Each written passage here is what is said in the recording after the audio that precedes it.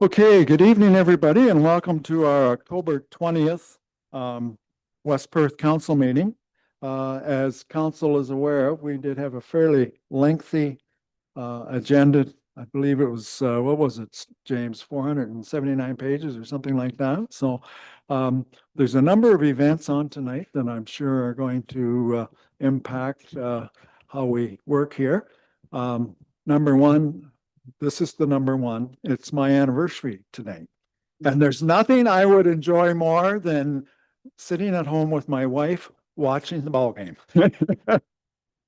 Anyways, just before we get started, I will ask council and our guests, if they so wish, we'll just bow our heads and have a moment of silent reflection.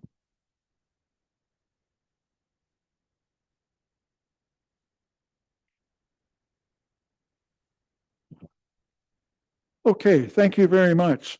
So just going to call the meeting to order. And before we get too far into it, I'm going to ask Councillor Fournier. He's got a special guest, and I know all the guests out here are special, but this one's traveled a little further than what most of our guests have. So Andrew, the floor is yours.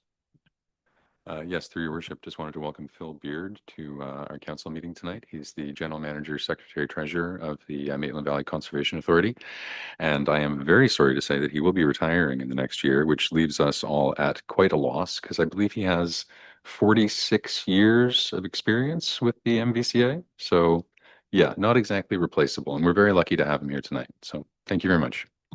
And I was sure that there was another guest. There is another guest here, but I And thought you can introduce him if you wish. I'd very much like to. There is a old friend of mine here by the name of Jason Lachance. We went to school together in the Ottawa Valley when we were less experienced. We'll call it that instead of aged. Anyhow, he's had a rather long drive from British Columbia. He's just stopping by for a few days to say hello. Very good, and welcome. Thank you.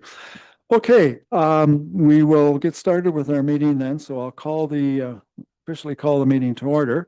There are some additions, I believe, to the agenda. So James, I'll let you fill us in on that.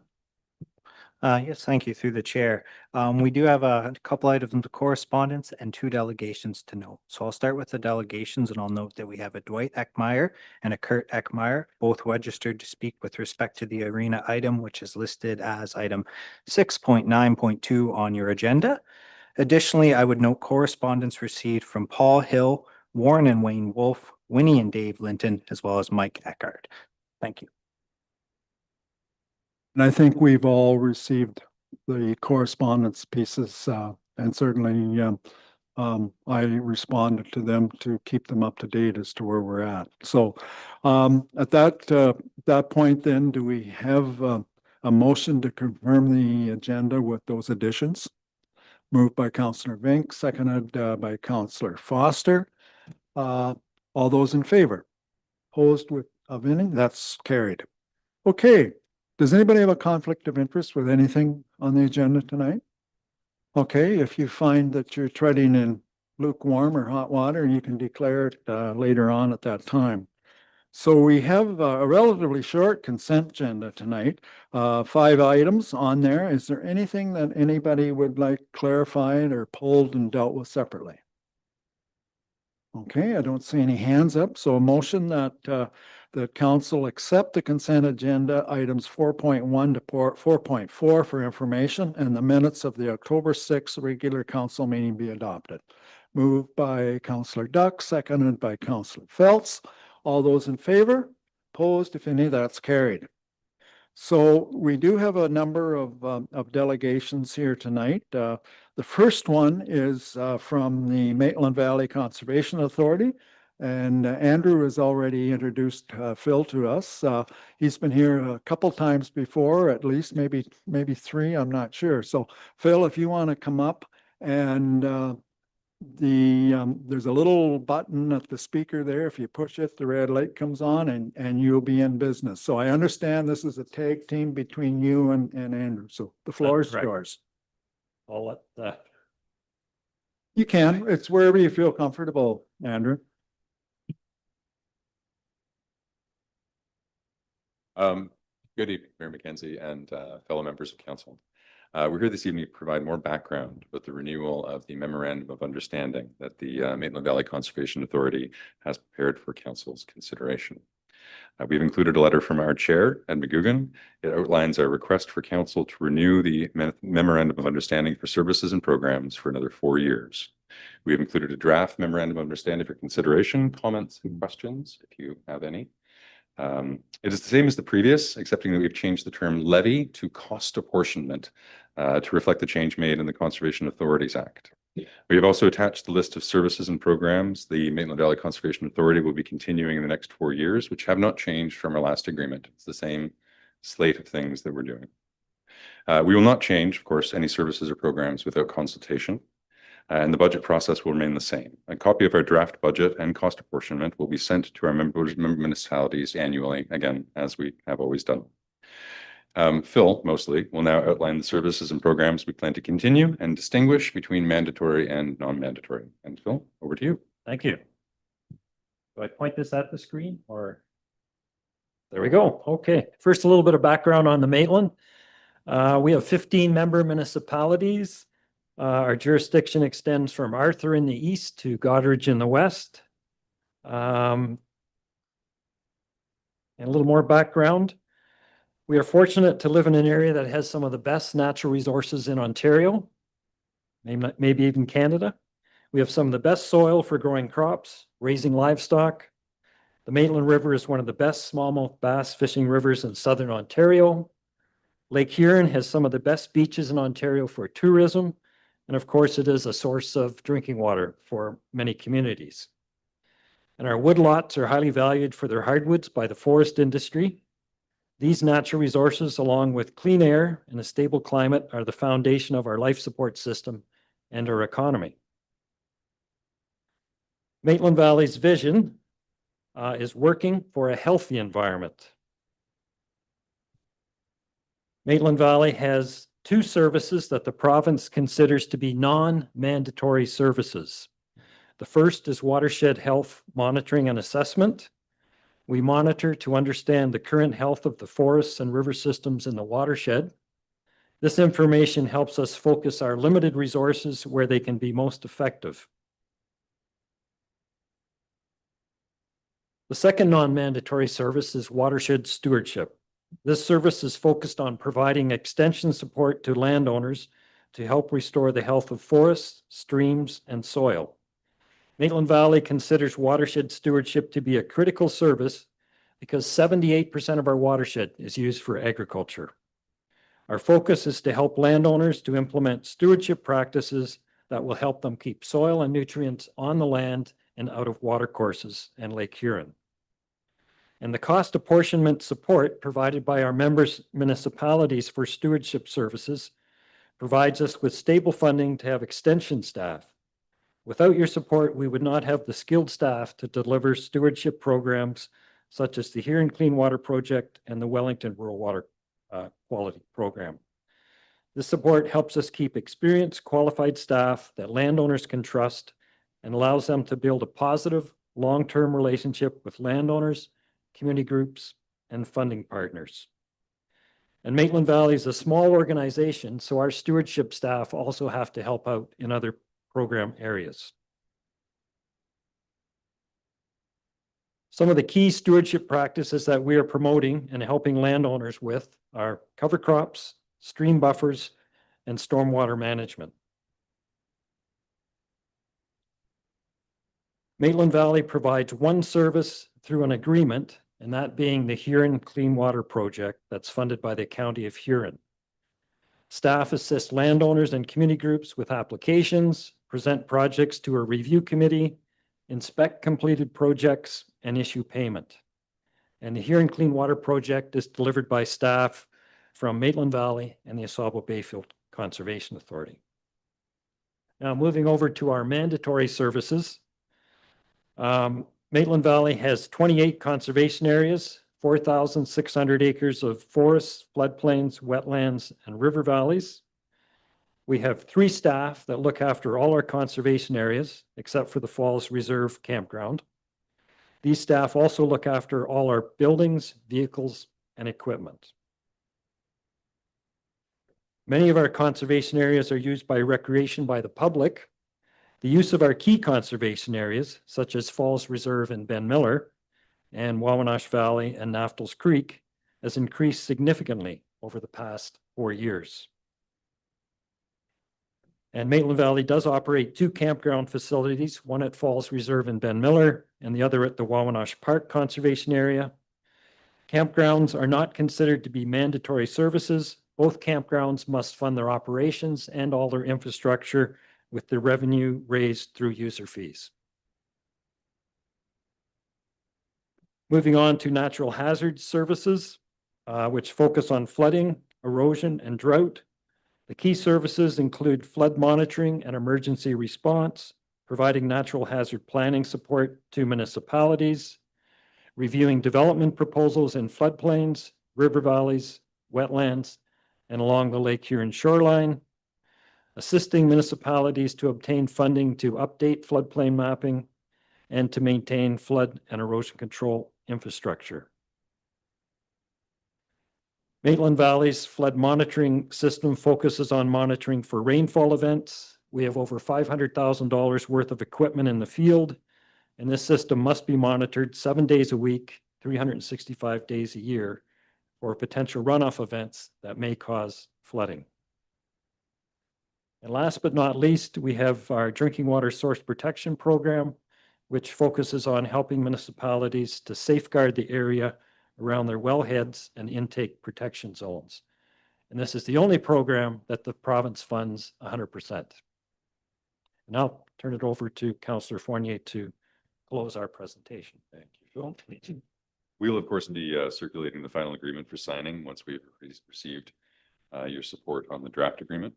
Thank you very much for the opportunity to discuss this matter with council. Appreciate that. We look forward to receiving your feedback and answering any questions that you may have. Questions are best directed to him. He is the expert on all of this stuff. That's not helpful at all. It's the last time I vote for it. Thanks for the opportunity to discuss this matter with council. I appreciate that. Have a very good night. Okay, thank you, both of you, actually. Any questions for either Phil or Councillor Fournier? No? Okay, all right. You got off easy. Oh, there is a question? Oh. Okay,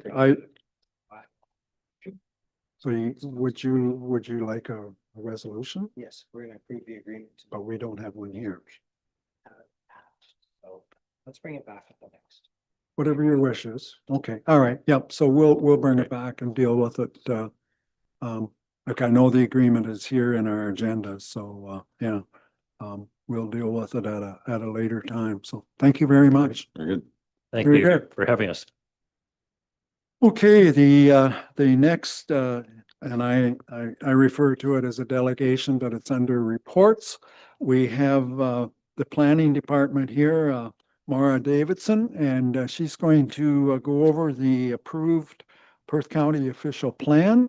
I think it'll likely be an executive summary type of process here. But anyways, Maura, the floor is yours, and take as long or as little as you wish.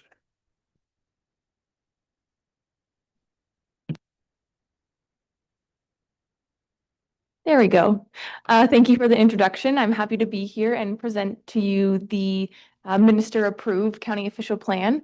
We received minister approval back early September, and we've been making our way through to the local municipalities to provide you with an update on what the changes were made by the minister.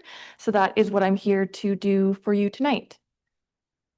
So before I get into the changes that were made by the minister, I wanted to provide a brief summary of and timeline of how we've gotten here. So the previous official plan was created in the late 1990s, and a review of the document began in 2018. This was to align the official plan with local priorities and provincial direction. Following the completion of background studies, we presented the official plan to County Council in October of 2024, and it was then submitted to the Minister of Municipal Affairs and Housing for final approval. On September 12th, 2025, we received the county received notice, from the minister that the official plan was approved with 79 modifications. And I'm here tonight to present to you those 79 modifications in a summary form, as Mayor McKenzie suggested. The 79 modifications follow the themes that are outlined on the screen before you. They're site-specific, agricultural, mineral aggregates, focus on servicing and growth. There's some policy changes that focus on provincial policy alignment, administrative modifications, some modifications to the mapping, and then some natural heritage changes. The first theme of changes that were made relate to site-specific changes. These ones ensure that any site-specific modifications or official plan amendments that were made from the time that County Council approved the official plan in 2024 until now were still recognized in the official plan document and are still eligible to be implemented in this new official plan that's before us now. There was also some transfer of site-specific policy from different sections to appropriate sections. And then there was additional exemptions that were provided into mineral aggregates to ensure that past exemptions in previous official plan were also carried forward into this one. The next changes made surround and relate to agriculture. There were some terminology changes to ensure that the terms we were using in our official plan, they align with provincial policy. There is also modifications made to permissions for farm worker housing, so modifying the terminology to ensure that it aligns with provincial policy, as well as ensuring that housing for farm workers is located in farm clusters, and then also it cannot be severed or converted into separate units through plan of condominium. There is further permissions and clarifications made to farm-related commercial and industrial uses. There was also restrictions placed on the expansion of non-agricultural uses in the agricultural area. All of this with an emphasis on protecting the viable farmland that we do have for the long term. Finally, there were some restrictions placed on lot creation in the agricultural designation, specifically that it is further discouraged as it is in provincial policy. It's not permitted for non-farm lots, and it is to comply with minimum distance separation and to be in minimum size just to accommodate the residential use and appropriate water and servicing. The third theme of changes surrounds mineral aggregates. This ensured that there was an inclusion of policy that met the intentions of the PPS as it relates to mineral aggregates, protecting them for the long term, and clarifying that all mineral aggregates, regardless of whether a permit is pulled out for the extraction of such resources, is protected for the long term. The next changes surround servicing and growth modifications. There was a section added to the official plan, which is directly pulled from the PPS, and it just ensures that there's an adequate servicing capacity provided for 3 years worth of residential lands at all times to ensure that we can accommodate the growth that we're expected to receive. And then there's also additional guidance provided for stormwater management for the long term. The next two changes, and I'll summarize these two slides briefly. I would say they're administrative in nature. A lot of modifications or fair modifications were made to ensure that there was appropriate references to provincial policy. There is also the generalization of references to ministries or the province, just because the latest changes that have been made to different names of acts and different names of ministers and ministries has frequently changed in the past couple of years. And in order to reduce the need for additional official plan amendments, we've tried to generalize it as best possible. There was also additional modifications made to italicization of terms, ensuring that definitions aligned with provincial planning statement and other planning act definitions. But in general, these two last slides focus on administrative modifications. Oh, sorry. There we go. I'll say the main changes that were made to the official plan surround the natural heritage modifications. The changes were mostly made to how the natural heritage designation is referred to in the document, as well as how it's mapped. So if you refer to the previous official plan that was approved by County Council, or if you recall what it was referenced as, it was previously referenced as natural environment. Natural heritage is the term that's used in the provincial planning statement, and in order to ensure consistency and to reduce any confusion as to what we were speaking of, the minister made a modification to refer to it as natural heritage. So it now aligns with the terminology used in the PPS.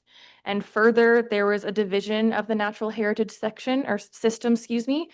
It was changed from a designation to a designation and an overlay. And I have the maps to kind of illustrate what this means on the following slide. But the designation now exists only within settlement areas, and then the overlay applies to all other lands outside of settlement areas.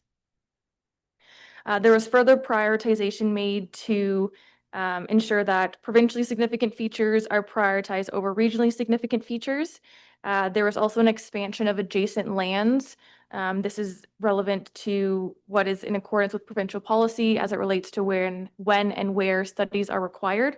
So there was modification made by the minister to adjacent lands for significant valley lands, as well as adjacent lands to fish habitat.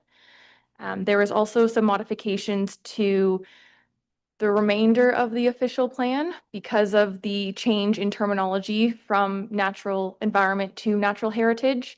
All other references to natural environment throughout the official plan had to be modified. So that is what the remainder of those changes were.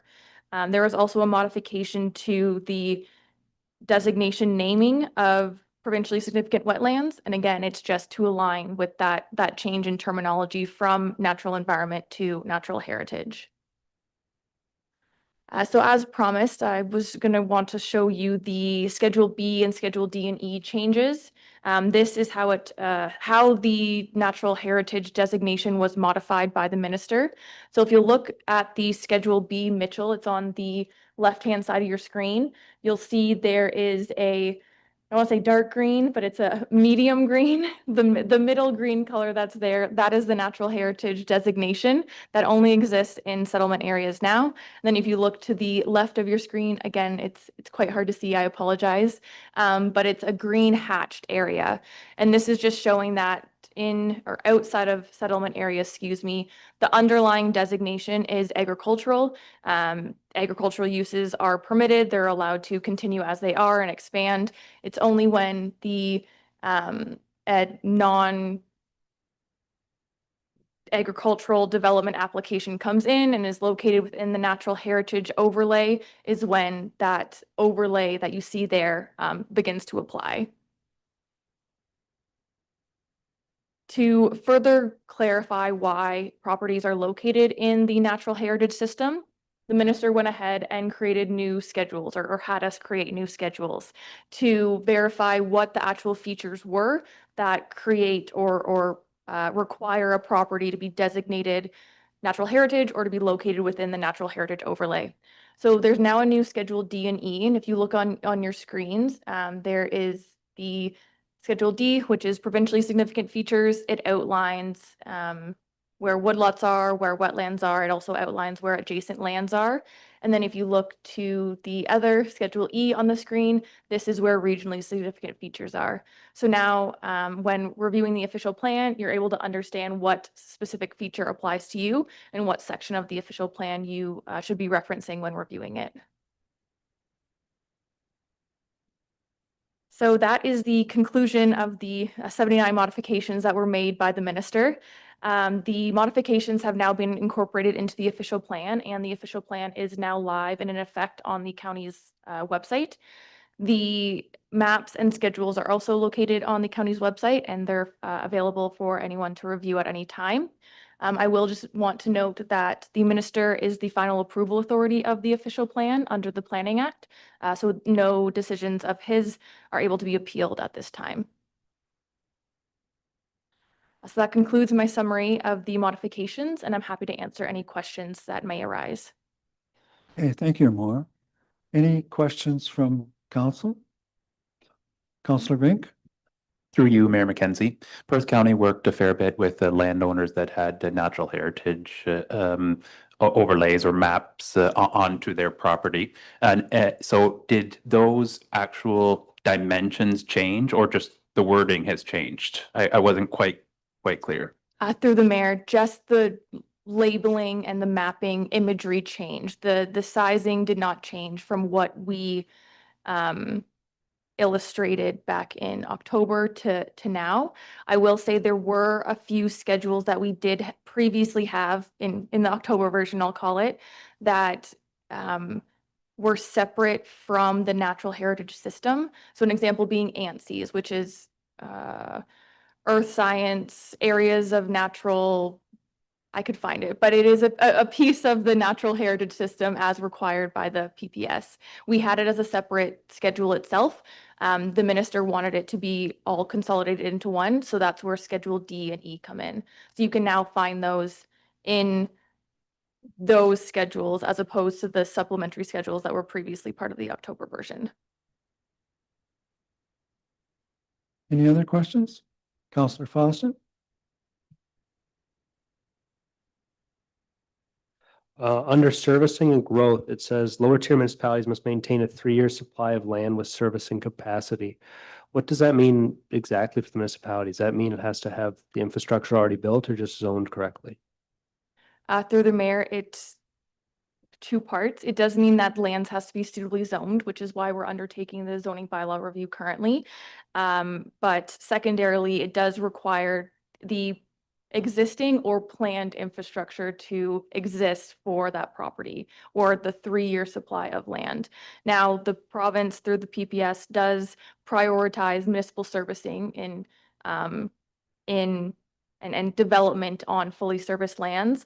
But where municipal services don't exist, it prioritizes communal private servicing, and then tertiary, it prioritizes individual private servicing. So there are options available. However, it is something that is now mandated under the PPS, and we were required to include it in the county official plan for that reason. Thank you. Deputy Mayor? Thank you, Your Worship, through you. Thanks, Moira, for your presentation. And I guess my first comment, thanks to you and county staff for working on this file for many years to get it to this point where it's been received by the minister and accepted. I guess that one question, like I have a draft copy, so there will be an updated printed copy available as well as electronically for anyone in the public that wishes to receive it? That's my first question. Through the mayor, we are currently working on a system to allow for people to subscribe to the official plan. So because there is quarterly updates to the official plan and it can quite frequently become outdated if you don't have the updated amendments that are made. With every amendment to the official plan, we update the official plan so that it is a complete document. So we're hoping to create a system where people can subscribe and then we're aware of who has copies of this official plan. And when each quarterly update is undertaken, then those individuals can obtain the revised pages or the revised copies of the official plan in hopes that there's extra clarity or we're ensuring that the most updated documents are out there and being used by staff, council, and the public. Thank you. My second question, I'm going to tie into Councillor Vink's question on mapping. Will the public be able to go online and look up the map of their properties and see how, like you mentioned, the different layers and mapping outlines? Will the general public be able to go online and see their property and see how it's designated under the official plan? Through the mayor, the mapping online, the county GIS system has now been updated with the shape files of the new official plan. So if you do go online now, you won't be able to find the previous 1998 official plan layers. There's just the 2024, 2025 minister approved official plan layers currently online. So the interactive GIS tool on the county website is where individuals can find that mapping. And supplementary to that, if the public has any questions, they would contact Perth County Planning for more clarification and information. Through the mayor, that's correct. They would contact planning at perthcounty.ca, or they can reach out to any of their local development planners, or they can reach out to myself. Thank you. And my last question, tying to Councillor Foster's question about serviceable land for growth and development. In the course of working on or getting the official plan put together, there was something called the Watson Report that dealt with it analyzed the projected population growth for Perth County.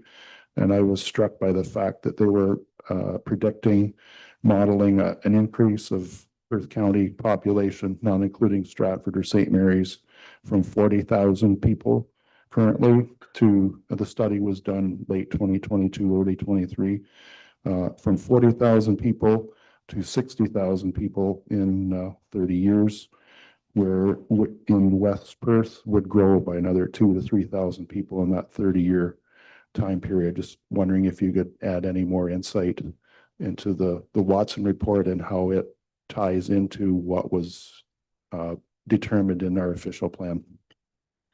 Through the mayor, so the Watson Report, the population projections were the baseline for the amount of land that was added to settlement areas to accommodate for growth. And apologies, I don't have the exact numbers on the top of my head, but West Perth, Mitchell specifically did receive land to grow, had land added to settlement area. In addition to lands being added to accommodate for growth, there's also density targets that we have outlined in the official plan. New density should accommodate for, I believe it's 15 units per hectare in new residential areas. And this is just recognizing the need for residential land that is adequately able to be serviced. And it's much easier to do that at a higher density than it is to extend infrastructure beyond our boundaries. So in order to avoid having to do a settlement area expansion later on, there's policies in the official plan that speak to the types of housing we should be promoting, the types of densities we should be promoting. And that is the baseline for how that Watson Report was accommodated in the official plan. Thank you. Any other questions from members of council? Okay, thank you, Maura. Just before you go though, would you like to introduce your guest? And give us a little bit of information, your student, okay? Of course. So I have with me Bogdan. He's our co-op student from TMU. Bogdan joins us every Monday in the Perth County offices, and he heard that I was coming to present to council, and he's never been to a council meeting before. So he's here to kind of learn what it's all about. So I'm happy to have him join and learn more about what municipal government is all about. Very good. And what a fitting night on a government, what do we call it, James? Local Government Week. So welcome. Thank you. Okay, from Maura's presentation, we do have a recommendation. And the recommendation is that the Council of Municipality of West Perth receive the approved county official plan summary report submitted by the Perth County Planning Department for information. We have a mover and seconder of that, Councillor Rose and Councillor O'Donnell. Any further discussion? All those in favor? Opposed, if any? So that's carried. Thank you very much, Maura. So I usually say I'm allowed one slip a night. So at the start of the meeting, I forgot to mention, this is not Dan. Dan is on Zoom tonight and will be joining us via Zoom. So welcome, Nick. And yeah, Nick's bigger, like I feel well protected tonight. So very good, very good. Okay, the next item is a part lot control application for 3-2025 and 7-2025-789274 Ontario Inc. And John Bice is here to walk us through on that one. So John, the floor is yours. Thank you, Mayor McKenzie and Council. Council has seen many of these types of applications recently, so we'll try to get through it as quick as possible here. But so we have 2 part lot control applications before you here, 3 and 7, submitted by a numbered company, and it's located along Wimpole Street. You can see on the red star. So the R plan that was submitted for the part lot control applications identified essentially 4 units to be conveyed, each of which will be done through semi-detached dwellings. The first application will split lot 1 and lot 2 through part 1 and part 2.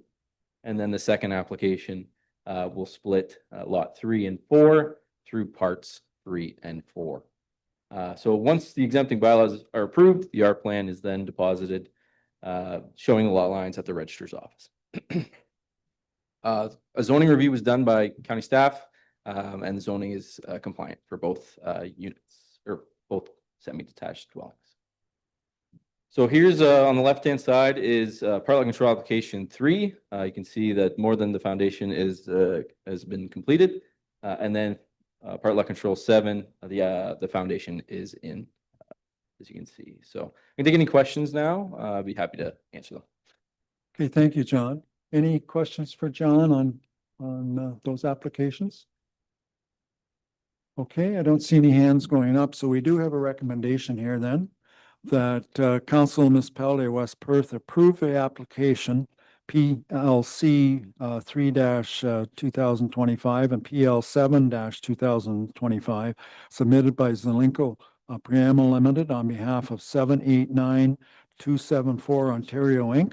for the exemption of part lot control on lands legally described as lots 4 and 5, Plan 44M-95 Mitchell in the municipality of West Perth, being all of the pins 53188-0717 and 5318-0718, and forward it to the county of Perth for approval, and that the approved bylaws be provided in the municipality of West Perth to be registered on title. Do we have a mover and seconder for that? Moved by Councillor Duck, seconded by Councillor Phelps. Questions? All those in favor? Opposed, if any? That is carried. Thank you, John. Okay, it brings us down to the next item is Director of Operations, and we do have Adam Ryan here with regards to, I guess, our water system in the town of Mitchell. Thank you, Mayor McKenzie, through you. Well 3, drinking water well 3, which is located in Mitchell at St. George and Adelaide Street.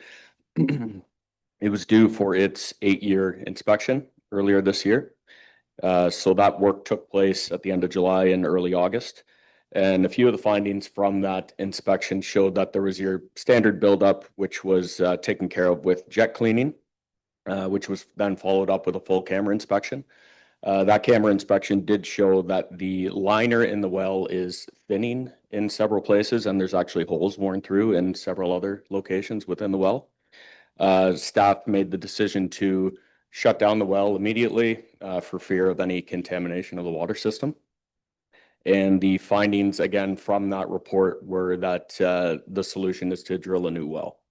So installing another liner into that well can't be done because it takes away diameter in the well, and we need that flow. We need that size of well to service the town. So we are looking at drilling a new well at that same location. Staff have gone out and got pricing and availability requests from 3 different contractors. And we're looking at the price range anywhere between $400,000 and $600,000. Again, this well is integral to the safe drinking water in Mitchell, as if we were to have any other issues with any other wells, we would not be able to meet a water demand in Mitchell. So we are looking to move forward, as some of these contractors did state that they could complete the work still this year for us. So we're looking for approval to go out for a full RFP now, and use our water reserves to cover the cost, as this was not planned as a 2025 project. Again, looking between $400,000 and $600,000, and our water reserves to cover that is just over $2 million. So we do have the funds in that account to cover that cost. So if there are any questions, I can take them now. Okay, thank you, Adam. Any questions for Adam on that? Councillor Foster? In the report, it specifies that if well 4 breaks during this operation, that there'll be a problem. I guess there's two questions. That that'll be a problem for municipality. Well 1 and 2, well 4 is big enough over well 1 or 2 that it doesn't work the other way. Like if well 1 or 2 broke during this time, well 4 can make up the slack. Yes, that's correct. So well And- 4 could make up. the And slack. then what is the emergency plan if there is an issue with well 4 that comes up? Or we just hope it doesn't happen? Through you, Mayor McKenzie, we hope it doesn't happen within the next month. Thank you. Just the one question, was it, Alex? Yep, okay, no, that's good. Deputy Mayor. Thanks, your worship, through you. Thanks, Adam, for the report. I guess my question is on the cost recovery. You mentioned that it's an unbudgeted cost and would be paid through the reserves in the water account, and it's the water users that pay into that account. So I guess I was just curious what the plan is to recoup that amount of money back into the reserve. Do we have to reconsider what our charges need to be for water supply in order to make up the difference, or what's staff's thought on that so far? Through you, Mayor McKenzie. Pretty early in the process, we hadn't really gotten to that point, but that is definitely something I know we are adjusting our water financial plan as we speak. So in the new year, that with this new cost added to it, it could definitely adjust some of our numbers for that future plan. So it's really not horrible timing in that aspect.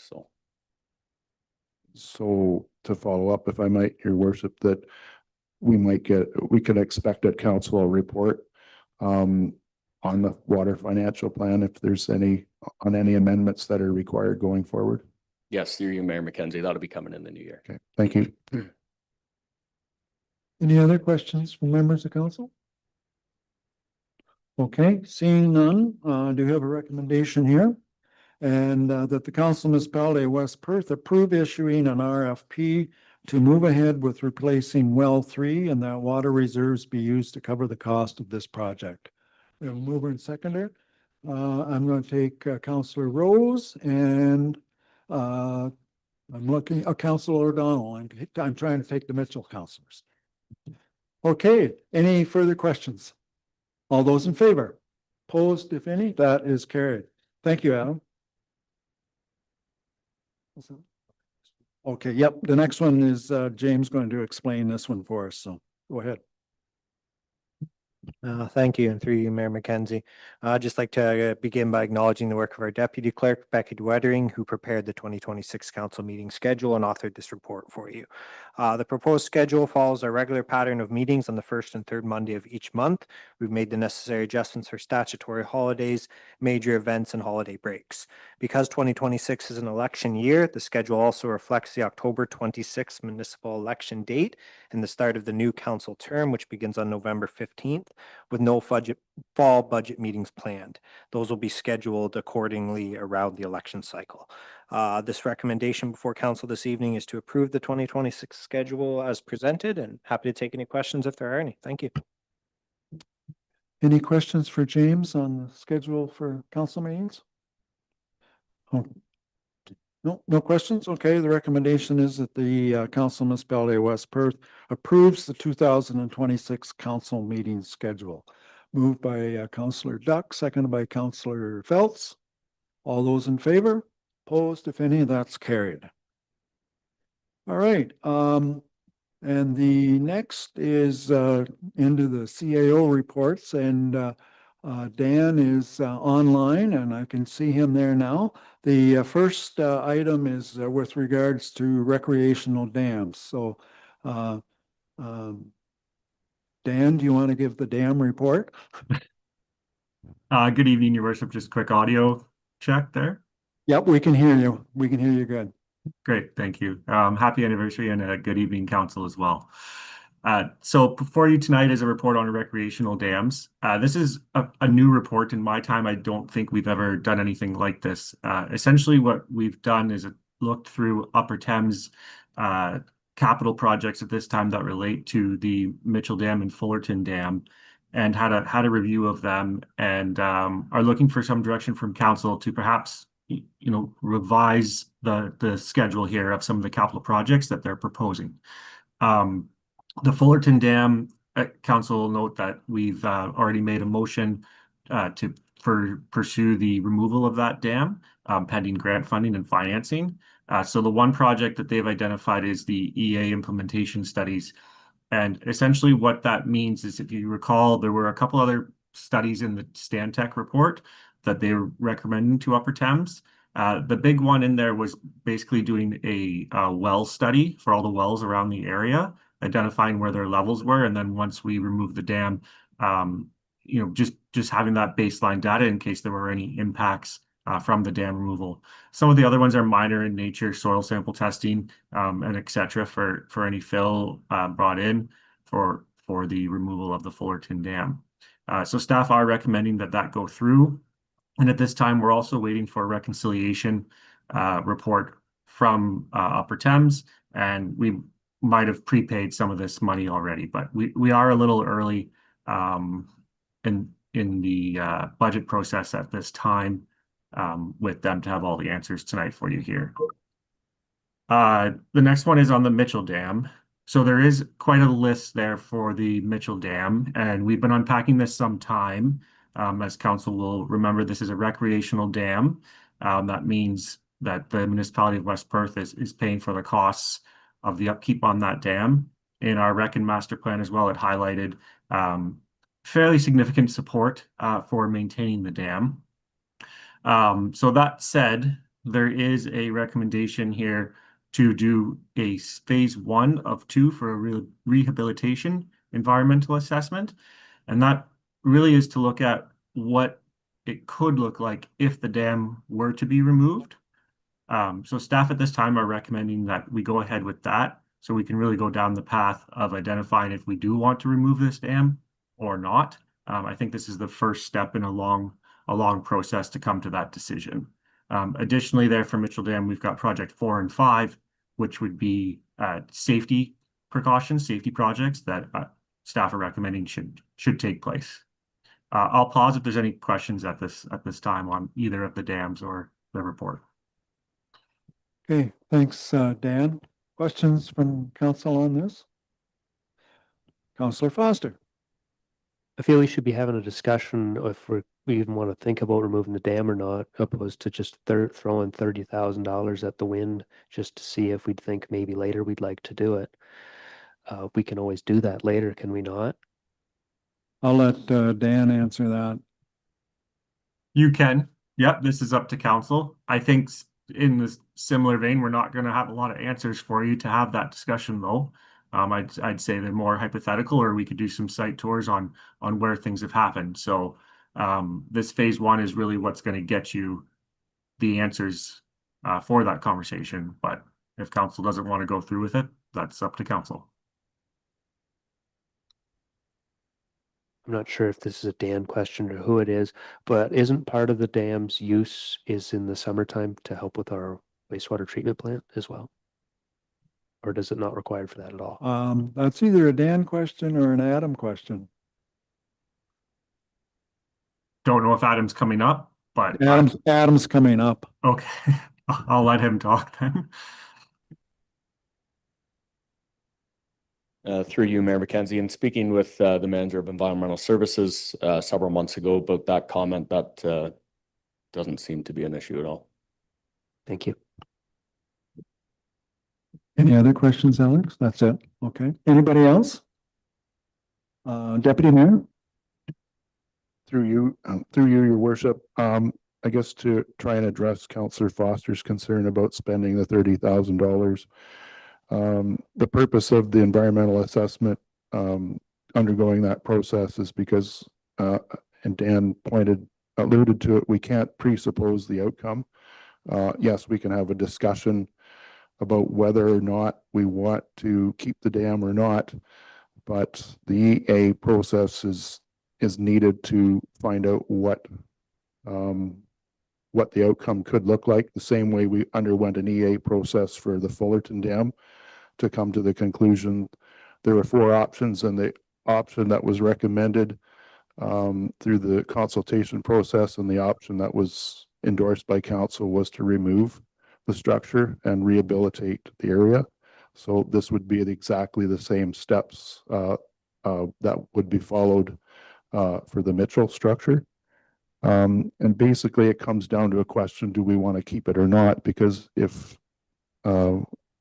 council, well, we have to consult the community as well, because as Dan pointed out, in the master plan, there was support from the community to keep it, but at that time it was not discussed at what cost, because when you look at our report details, if we want to keep it, we have to expect to spend over $1 million to keep that structure as a recreational structure. So what it boils down to is a local choice needs to be made, whether we keep it or not. And in considering that question, does keeping that structure align with our current and future goals? And more importantly, can we afford to keep it? So whether we discuss it now or go through the EA process and have this discussion at that time, that's clearly up to council's prerogative. But in talking with Tracy Annett, the general manager at Upper Thames, these are the things that the details that we would want to consider in this consideration and what to do with the dam. Thank you. Okay, other questions? Councillor Bank?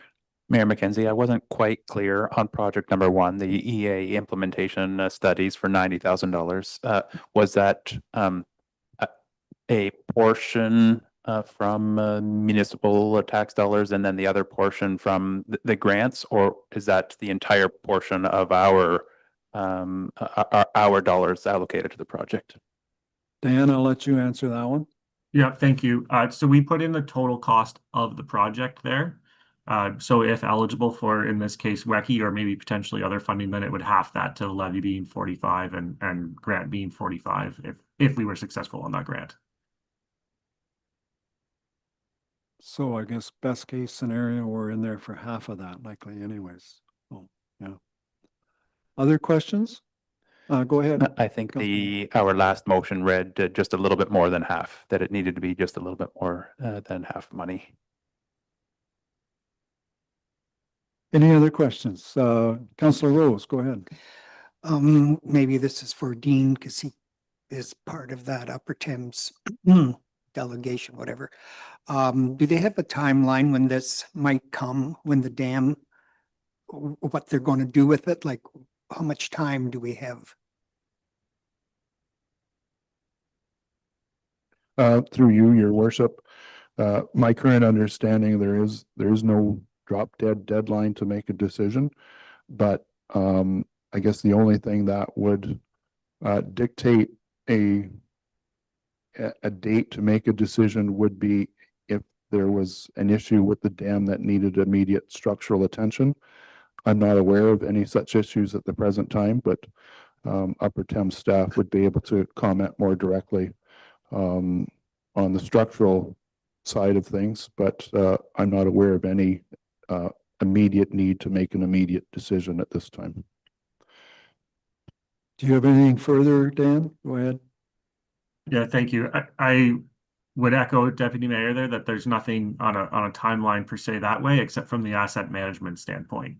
So if you look at the attachments to the report, the forecast for 2026 also included the dam engineering assessment, and that was at a $40,000. So I think that would really unpack and answer some of your questions a little bit further on about the current condition. In that case, it was to the gates, and we know the gates are we know they're well used. I'll leave it at that. But in the addition to the report, every gray block there is a year of capital work that is required. So that's how it's forecasted out. So 2026 is on top, and then you can see that the rest, and this is Upper Thames forecast. Every one of those blocks are a year of capital maintenance that they're recommending to us to be done. Okay, thanks, Dan.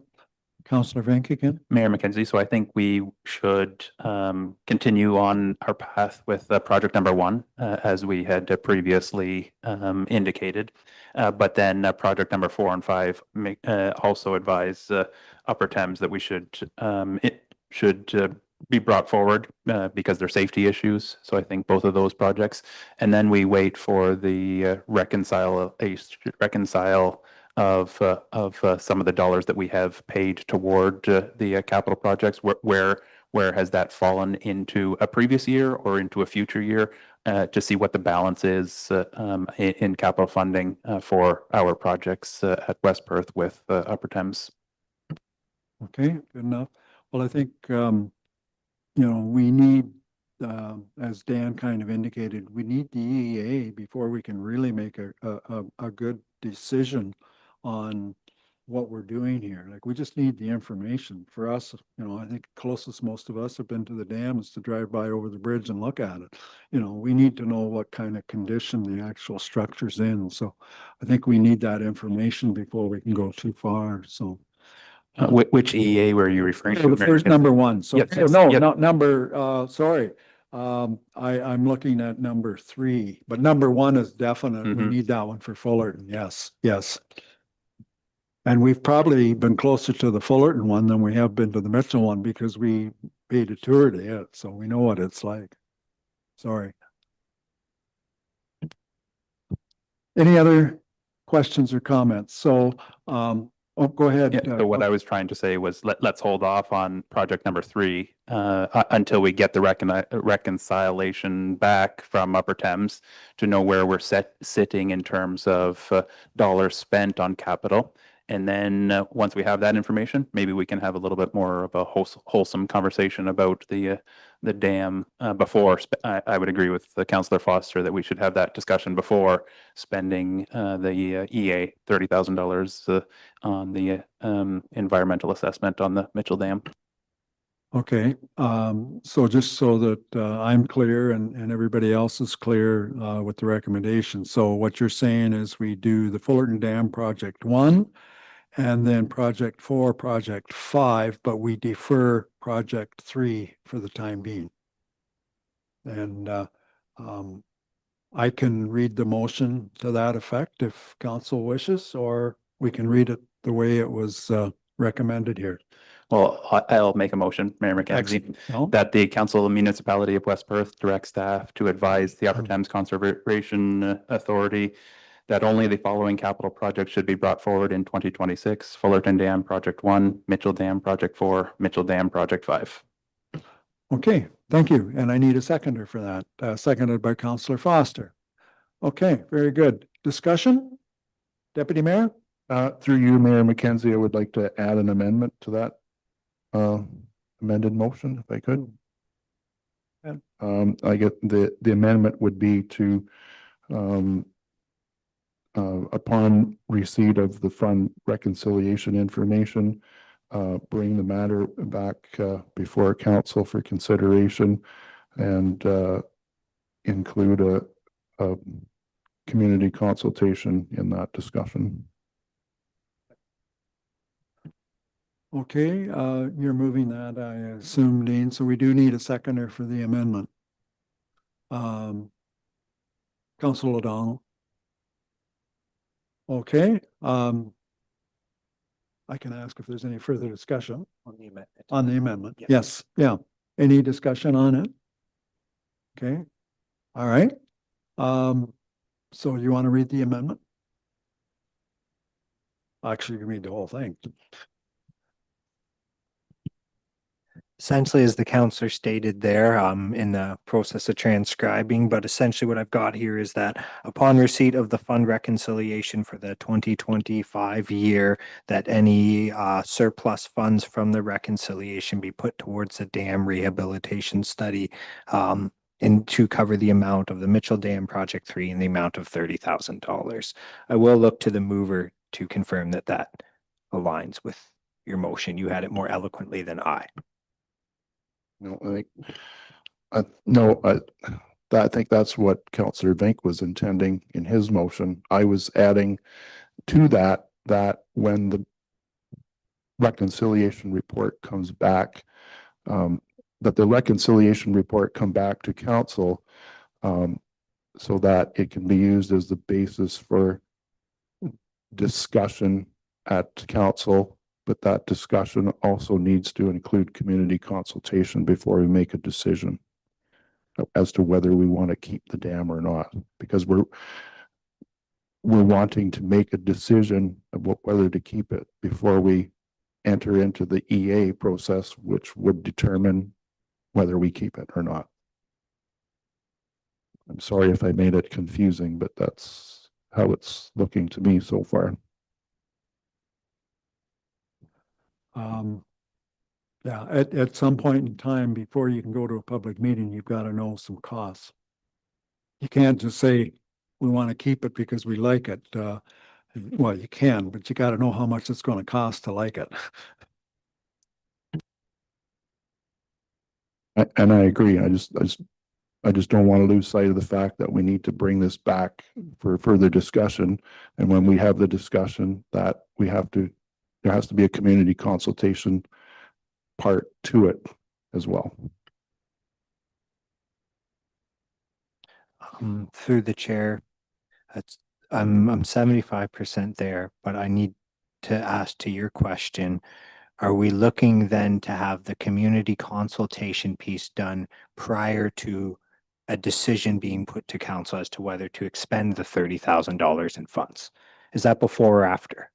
Ideally, that would be done before. Before, okay. So what I have here now is that the reconciliation report, when it comes back to council, that council consider that reconciliation report. And as part of considering that reconciliation report, they consider whether to re-include the dam rehabilitation EA in the amount of $30,000. Prior to considering that public consultation take place. That's what I've got there now. That's fine. We good? Okay. Any further discussion on that we're all clear? Okay, so we're going to vote on the amendment. Do we need to read it once more, just so everybody knows? Okay, we've got a mover and seconder. All those in favor? Opposed? Motion's carried. And the main motion then, and Nicholas did that. So do you want to read that one so we're clear? This is, excuse me, through the chair. This is that the Council of the Municipality of West Perth directs staff to advise the Upper Thames River Conservation Authority that only the following capital projects should be brought forward in 2026. Fullerton Dam Project 1 EA implementation studies in the amount of $90,000. Mitchell Dam Project 4 dam safety signs in the amount of $5,000, and Mitchell Dam Project 5 dam life rings installations in the amount of $5,000. And that would be as amended. Okay. Thanks, James. Nicholas moved that. Who seconded that motion? Councillor Foster. Oh, okay, Councillor Foster did. Okay. All those in favor? Opposed, if any? That is carried. So thank you. All right.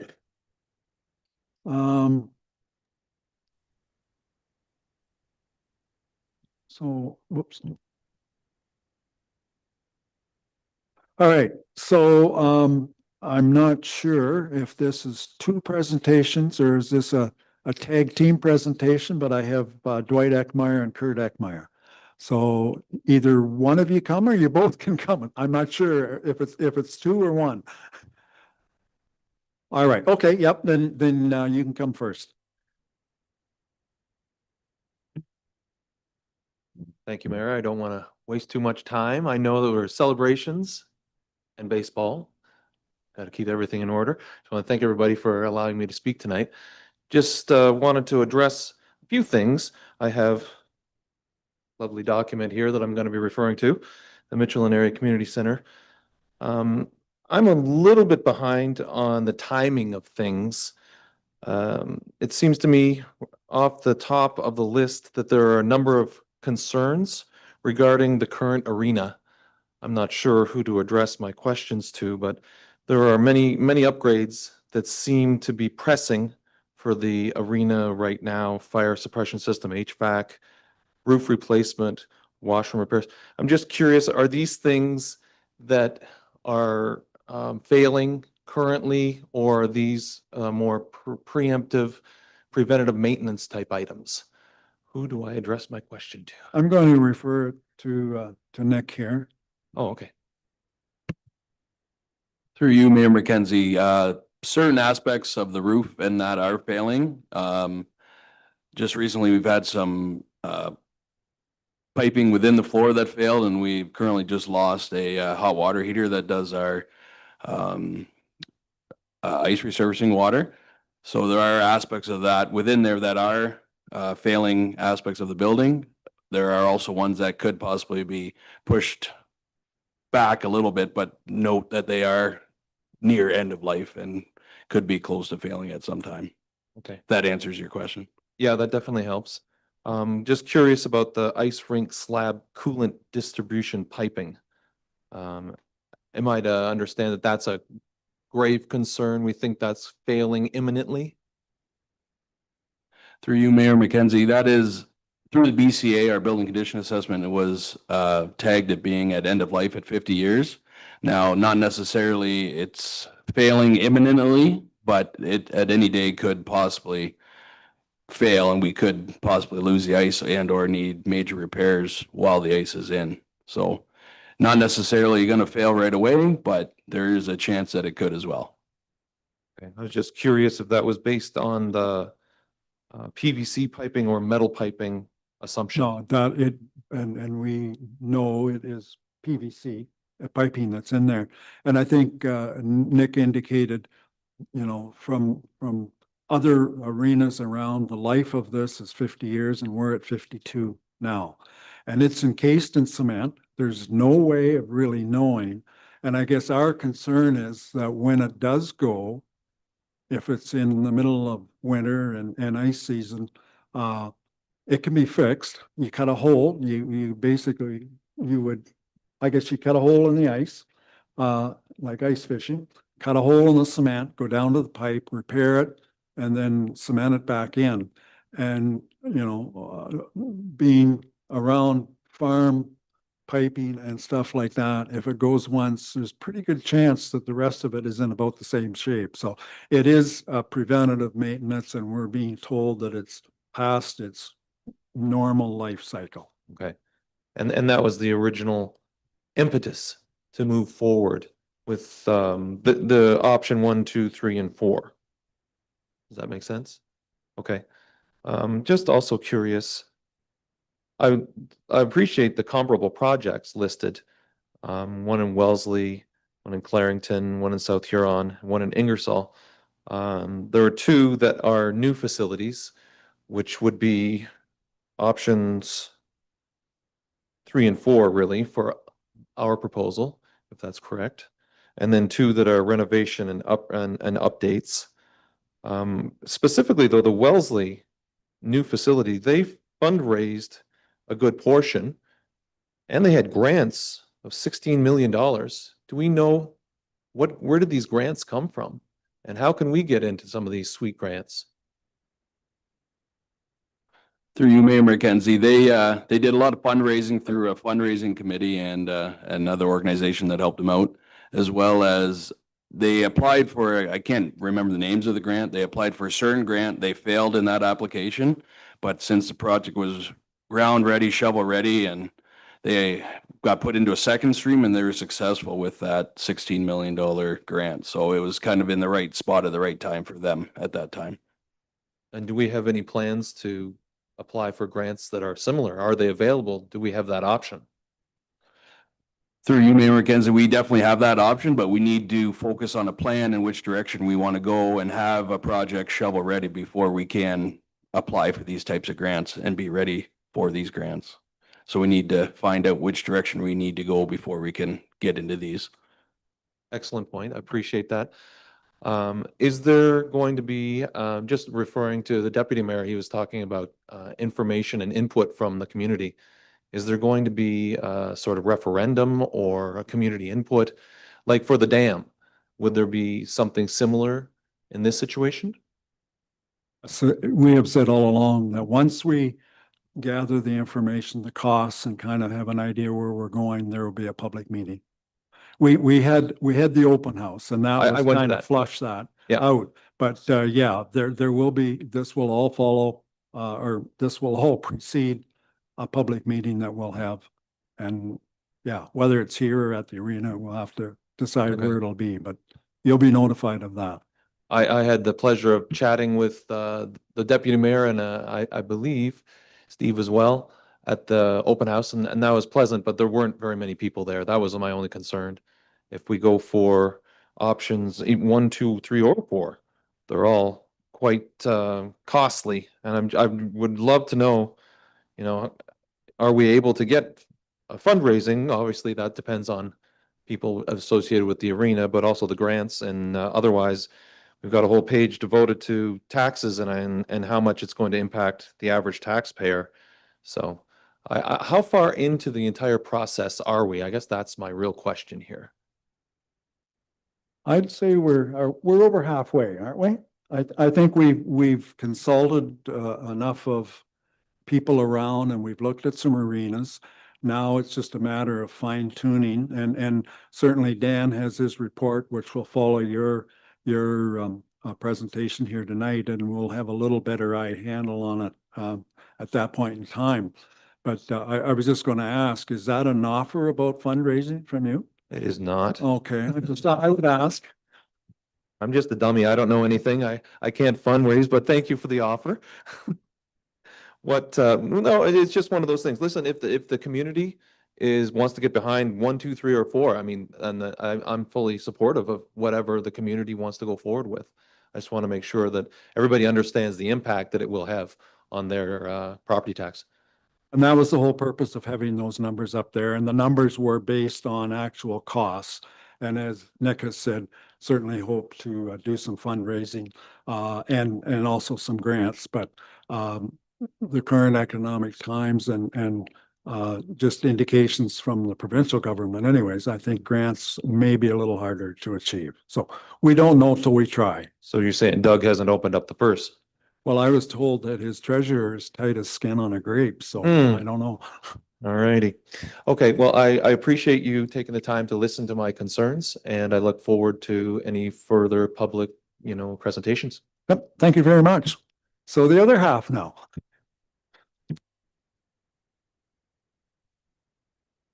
Thank you, Mr. Mayor, and everybody here for the opportunity to speak. My concern was related to the third page of the summary from the open house on the 29th of September with the financial impacts estimates. Right now, I'm sure everybody here is aware that the current geopolitical climate lends the rather unfortunate truth that we may be, Canada, in a recession in the next 12 months. Hopefully not. It could happen. And I've spoken to many senior citizens who are on a fixed income, and they each had a very big concern with this the page about the financial impact estimates concerning an increase to their property taxes. Right now, with the increase that they've already been subjected to from the building of the new fire hall, this building we're in right now, and the pavilion, their property taxes have gone up quite a bit. And they're very concerned that if it was to increase again with one of the 4 options chosen, they would not be able to afford the property taxes.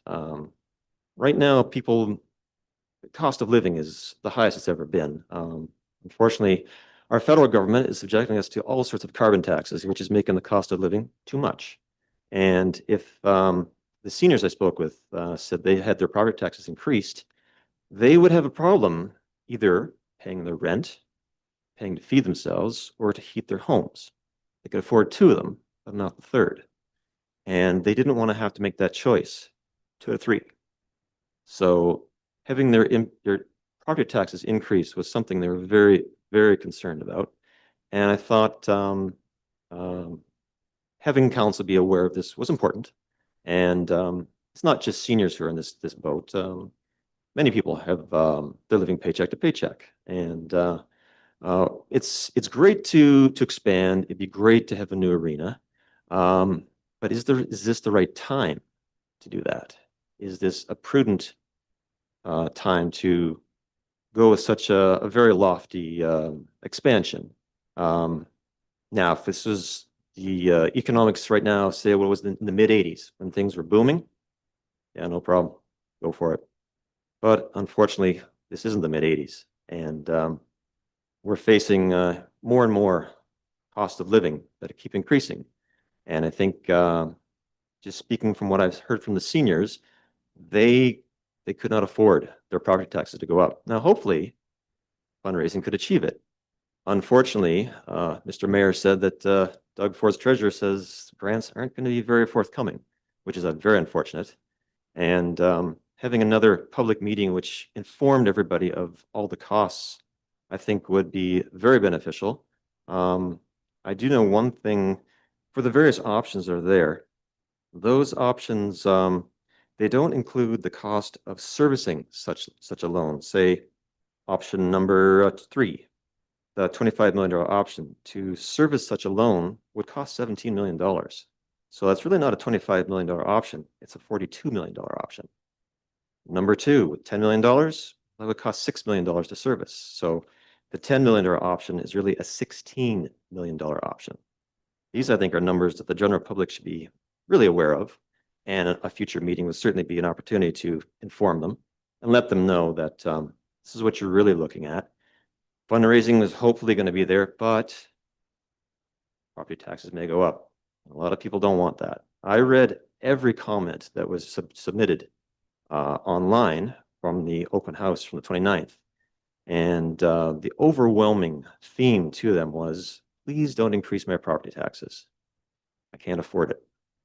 A lot of people want a new arena, but I don't think they understand how it needs to be paid for. And looking at it from a responsible fiscal manner and listening to the people, I think I'm not accusing you of not doing that, but having everybody understand all the costs with another meeting would be very beneficial and help people to make a very informed decision about any of the options that need to be done. I mean, certainly maintaining the arena is important. There's no question about that. But considering the way the cost of living has increased so much, that needs to be a core factor in making the decision of which one of these options goes forward. Okay, thank you. Okay. I guess 2 things. As I said before, there will definitely be a public meeting. And the second thing is, I guess by us putting that information in as the cost, did the job that it was supposed to do. It made everybody aware of what it's going to cost. So I think we've achieved that. And, you know, this whole process, we have not tried to hide everything. We've tried to put everything out in front of the public. I can't help it if some people didn't know about it. You know, there was a news story in the Mitchell Advocate. It was on Wingham Radio. It was on our website. We were at the fair advertising and we had a booth at the fair. So, you know, short of, I don't know, knocking door to door to the municipality of West Perth, I don't know how you can get everybody notified. And we run into this all the time, even with planning things where you have to notify your neighbors.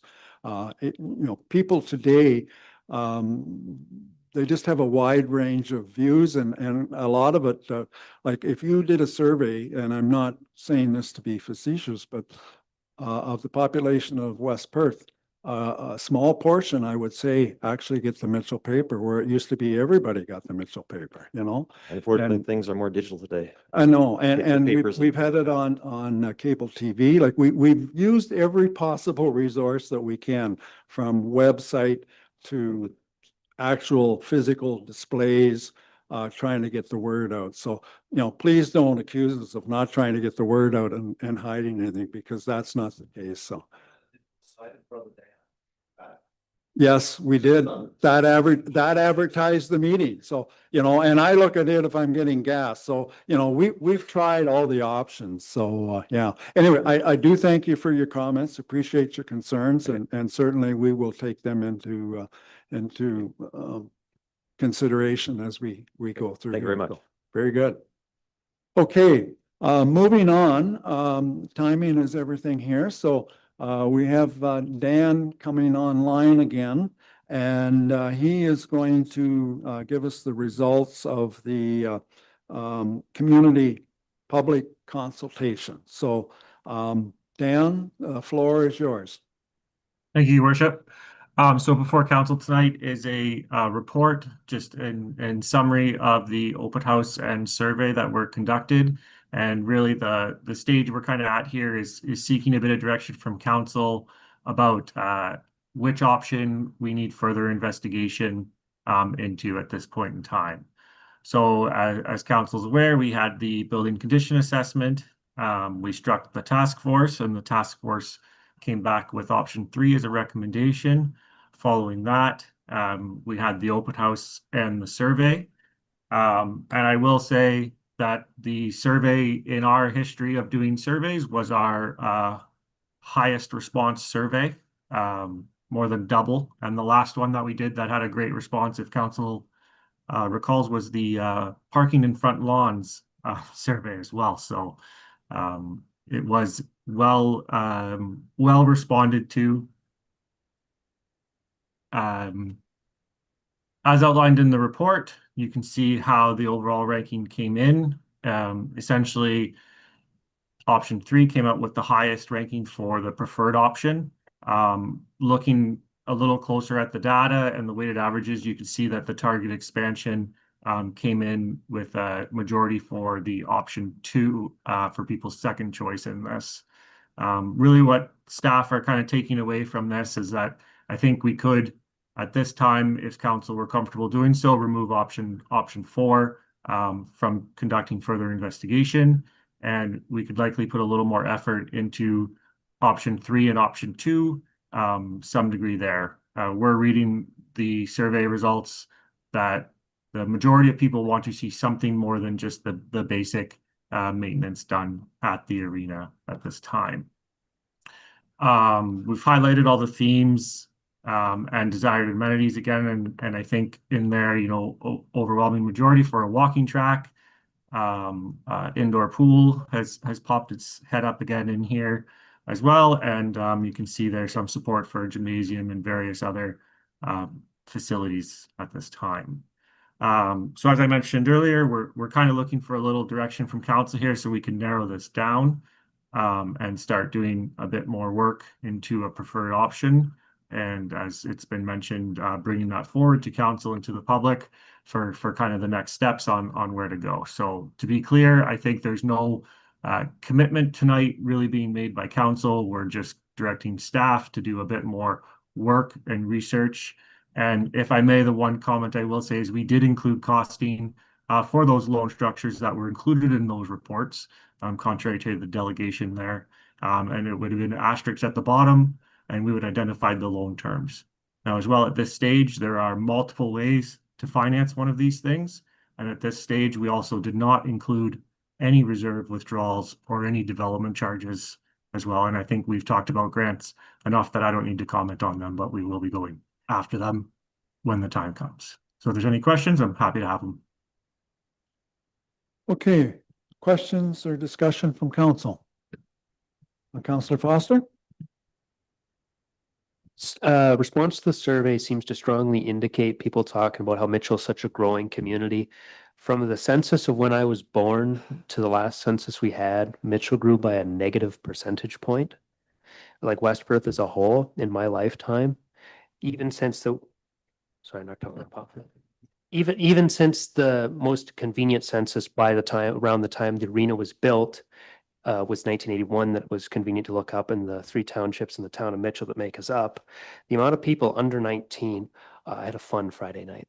The number of people under 19 has decreased by 14% since 1981. There isn't near the youth that there used to be in our community anymore. The only demographics that have really had any growth has been 45 to 65-year-olds and 65 plus. They're the communities that are, they're the demographic that's been growing in West Perth, and it's been that way for 40 years, long since before I was ever around. Now, I'm going to say the census does have its errors. It cuts off in 21, and we've had quite a housing boom since then, so maybe it's been growing, but we can't quantify what's not measured. We know what's been built. We don't know how inhabited they are comparatively or anything like that. So to talk that Mitchell's growing, so we need to look more at option 2 or option 3 compared to just maintenance, to me seems counterintuitive when there's not been, the growth isn't realized. It's just Mitchell's growing, but it's the community's consolidating into Mitchell, not as much as that the community as a whole is growing. Nope, good points. Thank you. Good points, Alex. Other comments, questions? Councillor Harold. Thanks. I have a few comments written down here I'd like to go through. The task force suggestion or recommendation is to take the existing building that was designed, built, and used as an arena and repurpose it. Anything can be done, but with a cost. There is another option that hasn't been mentioned or considered that I know of. We already have an arena, so why not give it the necessary repairs, proactive upgrades, and consider the new build to be the indoor rec facility or field house in the future, when we can plan for it. To do this would allow for a simple phase-in approach, and in my opinion, looks after the West Perth needs for an arena, as well as the desire for the indoor rec facility. I'm not a contractor. I don't have any quotes or estimates to back it up, but I'm quite sure the total cost of that, whenever it would be completed, would be considerably less than what we're looking at if we were to do a new build for an arena. It would address the fiscal responsibility comments as we can better manage the spending. We would still have good ice and that has been skated on and played on for 50 years. I might be corrected by somebody, but I'm not aware of a team refusing to come to West Perth to play because of the size of our ice pad. We will address accessibility and inclusivity. There's mention of seniors programming needs. I'm not aware of what those needs are. We have a room in this building. We have a few rooms in the arena. We have the community center. I think we're looking after most of those needs right now, unless there is something that I'm just not aware of. And I'm sure that Nick and his team will look after the maintenance standards and manage the upkeep of what we have so that we can hold back on overspending and overbuilding. Thank you, Steve. Good points. Good points. Deputy Mayor. Through you, your worship. Thank you to Dan and Nick and staff for compiling the report following the open house session. I'm going to tie into multiple points. If I could, your worship, I'll try and be quick. To Mr. Eckmeyer's comments, the mid-80s were not booming here. We were still recovering from 25% rates of inflation. I haven't forgotten that, even though I was in high school. I don't ever want to go through that again. So, and in today's dollars, I think anyone in the ag community is quite cognizant of the fact that commodity prices today are not what they were, say, this is 25, they're not what they were 4 or 5 years ago. Commodity prices are down, inputs are still up, are going back up to almost COVID levels. So we're quite cognizant of what the challenges are in our community in terms of the taxes. Grants, referring back to Wellesley and Ingersoll. Wellesley was successful in their grant. Ingersoll was not. So there are winners and losers in that system. And my recollection is there was only $200 million available through the province in grants through the latest round of funding that was advertised about August of last year. I'll go to Councillor Foster's point. I asked during the planning or the official plan presentation, I referred to the Watson report. They predict maybe 2,000 to 3,000 extra people in West Perth. Is that going to be enough to sustain more than what we have? I don't know. I'm not that good of a predictor, but I have very large concerns about being able to support more than what we can manage in terms of costs. To Councillor Harold's position, I tend to agree with him. We know we have the roofing report. We have the building condition assessment report, the roofing, the ice surface, the piping, compressor tube, brine pumps, sanitary waste piping, electrical, fire, AODA upgrades. I would like to see more detailed information. Those are just the estimates in the building condition assessment report. I would like to see more information on those costs. I would like to see more information on how we're going to pay for whatever option we choose. We're going to be short of money. And yes, there's reserves. There are other ways to raise the money. But taxes, grants, local donations, that's only going to go so far. Look at North Perth, their sequence of events. They focused on residential development and industrial in Atwood, Listowel, prime examples. Then they focused on building up their industrial commercial area, generating tax revenues through the business district in the southeast corner. Then they proceeded to the northwest corner to deal with the arena and rec. And as far as any new build goes, I would like to see both the design information and a business case, because if you want to apply for grants, then you need to have a design. Otherwise, your grant application will get tossed out the window. So regardless of which option, you need to have a plan that goes in with your grant application. In terms of the business case, the original capital costs, and then cost to operate, including the staff and maintain. I think Mr. Eckmeyer referred to that in his presentation. And then the income stream. What kind of income is going to be generated from these facilities? And again, I go back to the Watson report. An increase is an added increase potentially of 2,000 to 3,000 people in 30 years. Is that enough to carry us through? And I'll go back to the industrial park. We have this is one branch of the tree, the arena. We've got other branches in the West Perth tree, the industrial park, roads, bridges, water, sewer, our roads department with fleet. I can go on and on all night and ruin Walter. Please don't. I'd like to go home. No. So I'll just wrap it up by saying that we've got a lot of things to consider here. Like somewhere in these reports, we've got a 10-year capital plan, and we're looking at potentially $100 million of spending to do in this community.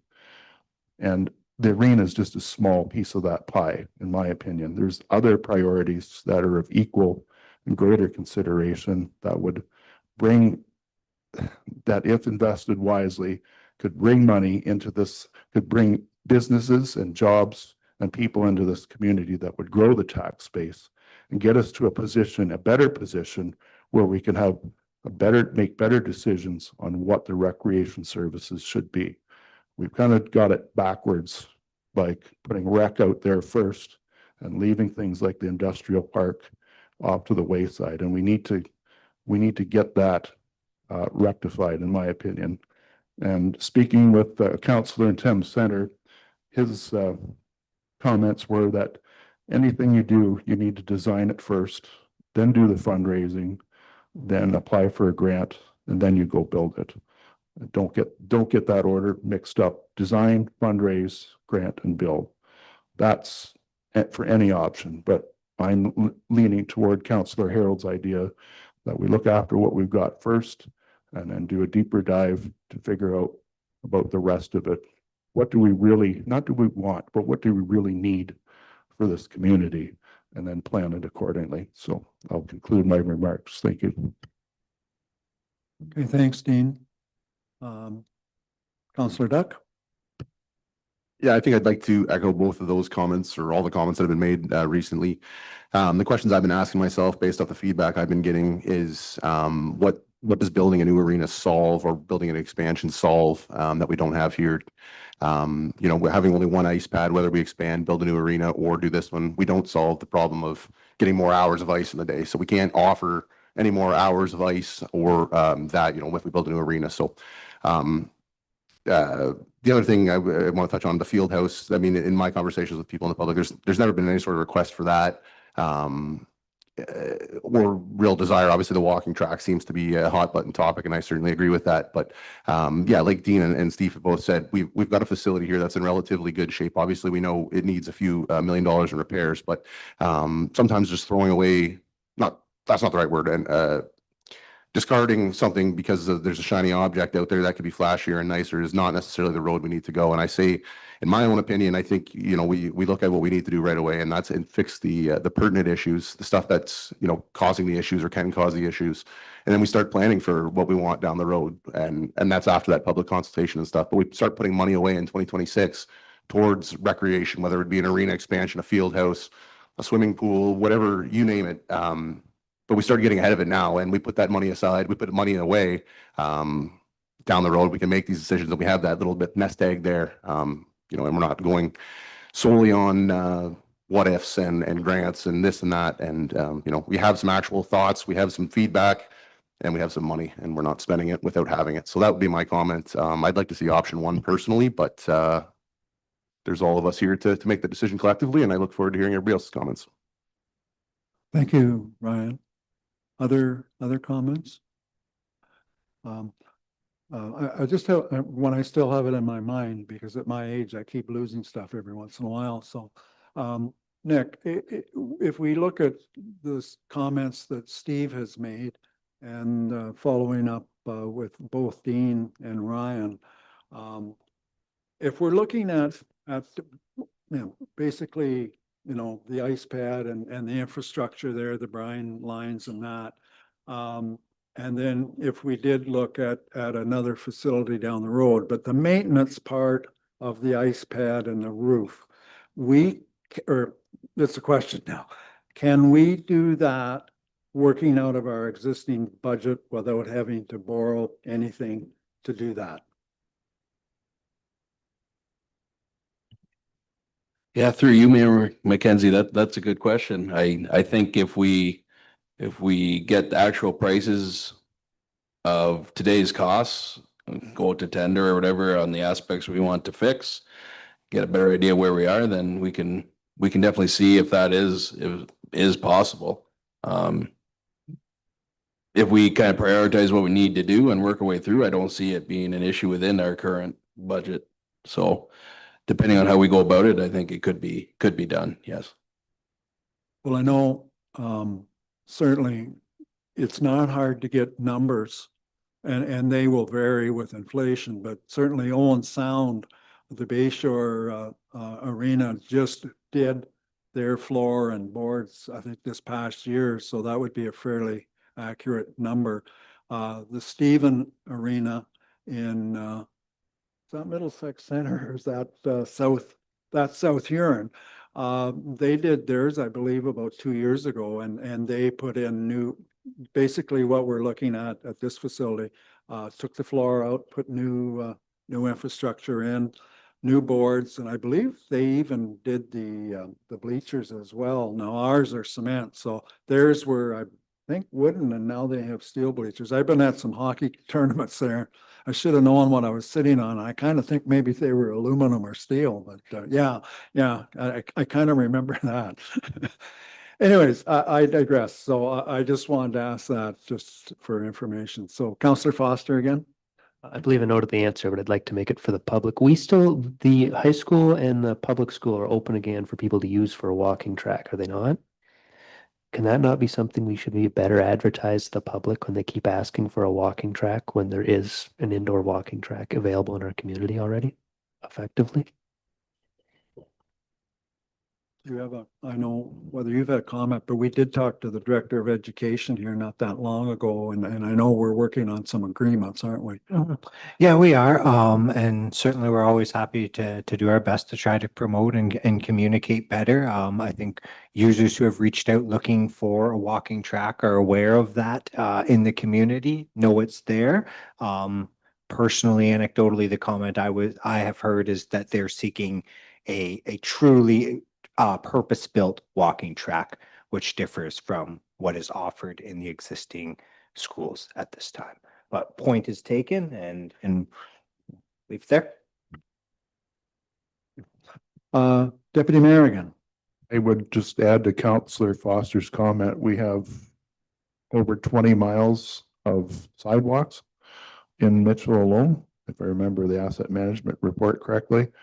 Plus we have the nature trail, and there's a report on that requesting, or not requesting, but suggesting that thousands upon thousands of dollars be invested there. So again, back to Councillor Harold's point, like want versus need versus our ability to pay. Like at some point, we've got to be realistic with ourselves about what we're trying to do here. So that's my comment.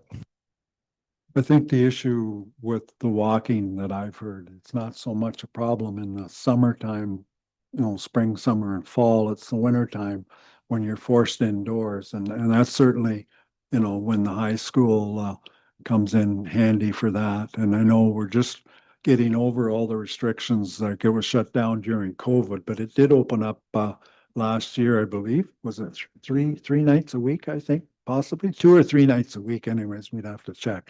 But I just wanted to, make you aware that we are working with the school system to get some agreements in place.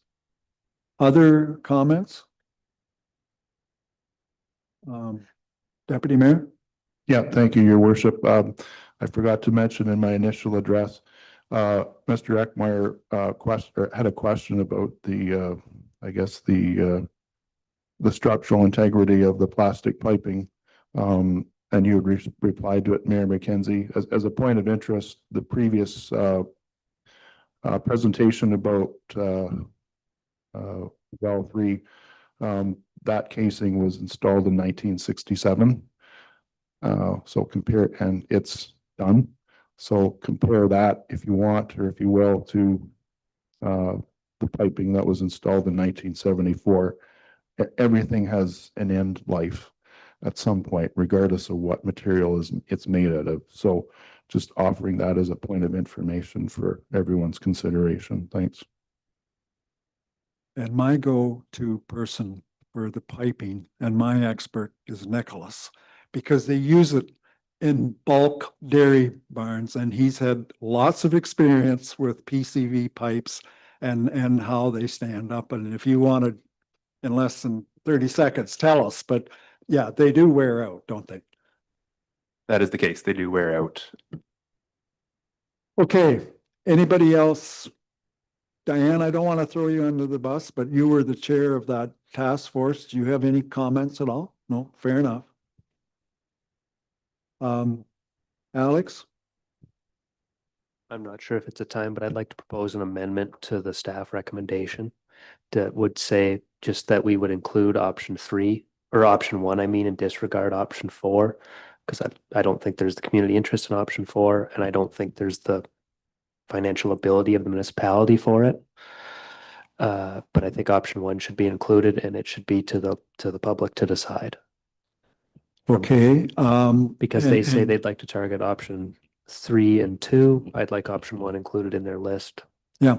And I was sitting here trying to figure out how we could incorporate Steve's in there, because I think we need the information that Dan's got there. I think we still need to follow up with that. But certainly, and the feeling I'm getting around this table is there is interest for Steve's motion. And certainly we can zoom in on the costs of the maintenance.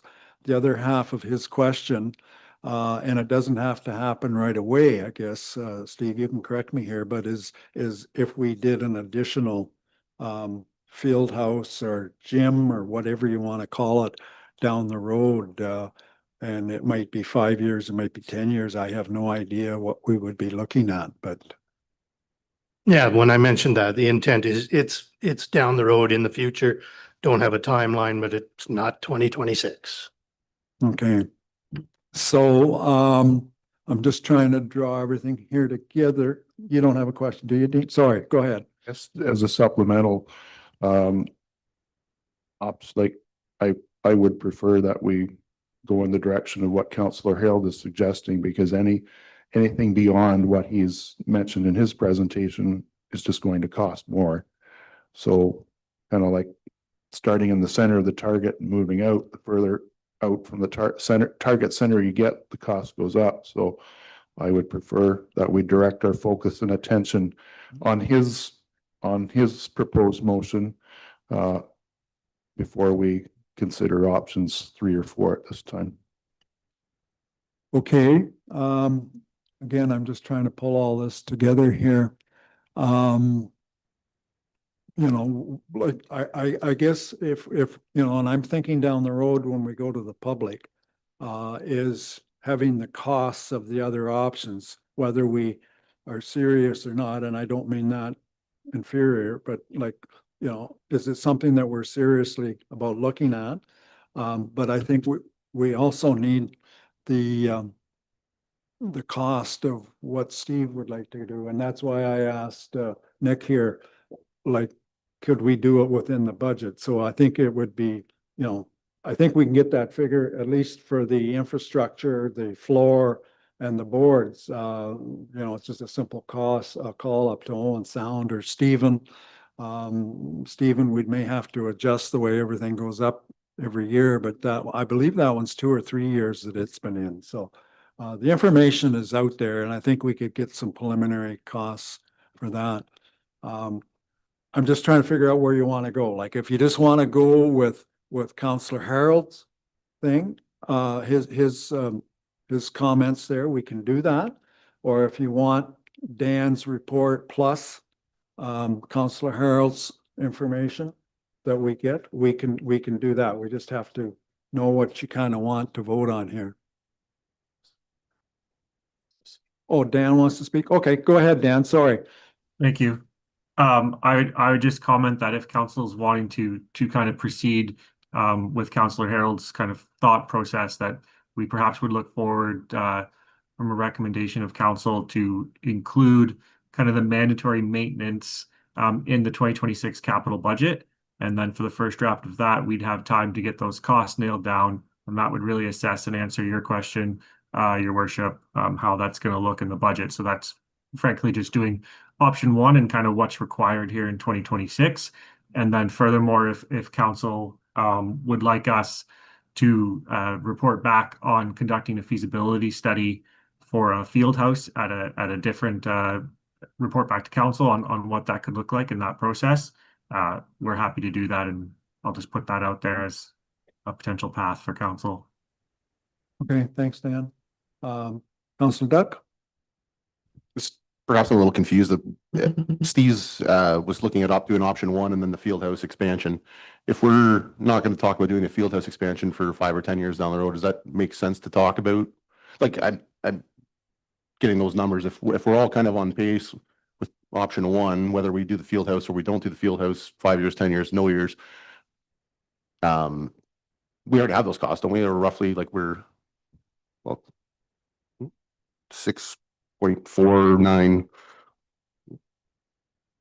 So we were given costs for the repairs, or we're not, that's. We have the cost for the repairs, I think. Yeah, so that's what I'm talking about. So with Steve's motion, and this is where I'm asking for the clarity, perhaps we know what the repairs are for the option 1, or we have a rough idea, and we're talking about doing the field house later. So what exactly are we asking to get studied here? We know what the costs are on option 1. So what are?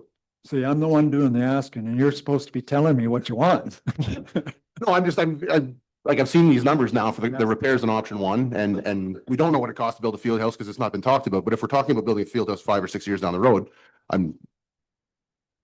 I guess I'm just asking, No. you know, why don't we just narrow in on the option 1 right now, or if that's what everybody's on the consensus with, and maybe I'm not seeing that there's a lot of interest in the other options. But I guess if we're all feeling that way and we're all looking on the same page as to option one, I just feel like myself that it would probably best just to narrow in on option one and then get those answers for the field house down the road. But I don't know if it's advantageous to waste time on getting all these costs. If we're going to be spending money, taking time away from staff resources to get all these answers on things we don't really want the answer for, I guess is what I'm saying. I think I'm gonna just leave it at that. Fair enough. I've lost my thread. Yep, no, Dan? Yeah, I'll try and put a bow on it, I guess, is yeah, we would be looking at option one, and we have the building condition assessment estimated costs. We don't have really hard costs today on what those are. So that's where I was coming from, is to get those into the capital budget for 2026, those mandatory costs. And I'd say those would be much firmer numbers.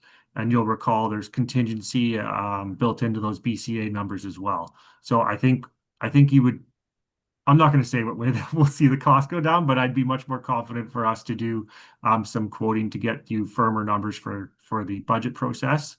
And then to the point of the field house, if that's where council wants to go and go down a path of a feasibility study, point taken that it's not a 2026 capital budget by any means, but I think to some points made earlier that if that's the route the community and council wants to go, that we should get some of those costs and rough designs so we could start saving for those into the future if that's where we're going. That would be my point to that. Okay, thanks, Dan. Counselor Foster. I'm not one for wanting to worry about spending more money or not, but we've made an obligation to the public, I think, that we said we were going to have a public open house on the options before them. We've given them the information, they've voted, and they've kind of selected these choices. I feel like we should, at the end of the day, it's the public's decision, not ours. We should try to follow the will of the public, not of our own, of what we might personally believe. It's the public's interest, it's their money. At the very least, I feel we should have an open house to try and answer as many questions for the public as we can around anything we're doing with the arena. We've said from day one that there would be a public meeting. So I don't feel it's right for us at this time to say we just like to just gut it down to option one, throw it in the budget, and then worry about the other stuff later. Doesn't seem like we're giving the public their open house or their public forum to speak on it. Deputy Mayor? Up through you, your worship, to Councillor Foster's comment. We don't need an open house to fix the roof. That's a no-brainer. We don't need an open house to fix the piping. We have reports that tell us that we need to do some stuff right away. We've had the roofing report for a year, and basically we've sat on it. We haven't done it. We didn't put anything into the 2025 budget for it because we were waiting for the rest of the building condition assessment. We've got that. We've got the consultants' figures. Those figures are inflated by 40%. I call it the cover your butt factor. We need to direct staff to go back and take that building condition assessment report, pick out the priority areas, and I highlighted them before. The roof, the ice surface, the compressor, brine pump, so on and so forth. Let's get some tighter numbers on what those are, but not reveal our budget to the public, because if we say to the public the budget is X, lo and behold, the prices will come in at X. I've seen that before. So option one, we don't need items under option one. I don't think we necessarily need an open house. Essentials should be, as Dan suggested, essentials be put into the 2026 budget, get started on that. And if we want to have a deeper debate about the rest of it, as Councillor Harold said, we can do that at a later time. Council makes the decisions. Yes, we listen to the public, but at the end of the day, they have to be able to pay for it. And if we know that we're not going to be able to afford all this stuff, then we're driving ourselves off of a cliff with the money, and that would be irresponsible. We have, as council, we have a fiduciary duty to watch the money. Yes, we want stuff, but we can't have everything we want. It's as simple as that. So option one, yes, I want to pursue that. but I want to be able to, to do some future planning, find out what the rest of it might look like for cost. And does it line up, just like I said with the dam earlier? Does that dam in the future going to meet our future needs? Does that align with what we want to do? So it's the same thought process here. Field house and other things. Is that going to align with what we think we need in the future? That's a separate question from dealing and addressing and looking after the stuff we have already in the first place. Okay. One more comment. Councillor Phelps? Just a suggestion. The original arena was built in 74. And here we are in a pickle because we have no money. I would recommend that there's a line item in the budget that we plan for the next 47 years, that we don't put the council in a jam like this, because then the building's 100 years old. And again, we know as the old town hall, 106 years old, foundation's crumbling, there's no saving, it costs too much. And you need $1 billion 47 years from now to replace it. And it puts quite a burden on taxpayers. If we'd have put away 500,000 every year since 74, we wouldn't even be having this conversation, because there'd be money there for an arena, the ability to do grants, planning, building. Everything has a life, and I don't care if it's an agricultural building, a commercial building, industrial building, everything has a life where it's done. And the Villa's example, built 74, and they bulldozed it last year because the engineering study showed that they couldn't, it would cost them more to renovate than it would be to build new. And we're going to be in that position again in 47 years. But I think we have to think as a council, we have to put that money away. It's easier to take that tax over 47 years than it is over 10. So when we're looking at budget and stuff in the future, I think, we need to look hard at that. I guess the only comment to that, and I know Wendy's online, I don't know whether she wants to comment, but something that we have now that we never had back then is asset management. And we certainly have a director of asset management that looks at the cost of everything and how much it's going to cost to replace this, what the lifespan is. And, you can use that information to budget as you go along. Okay, Councillor Rose.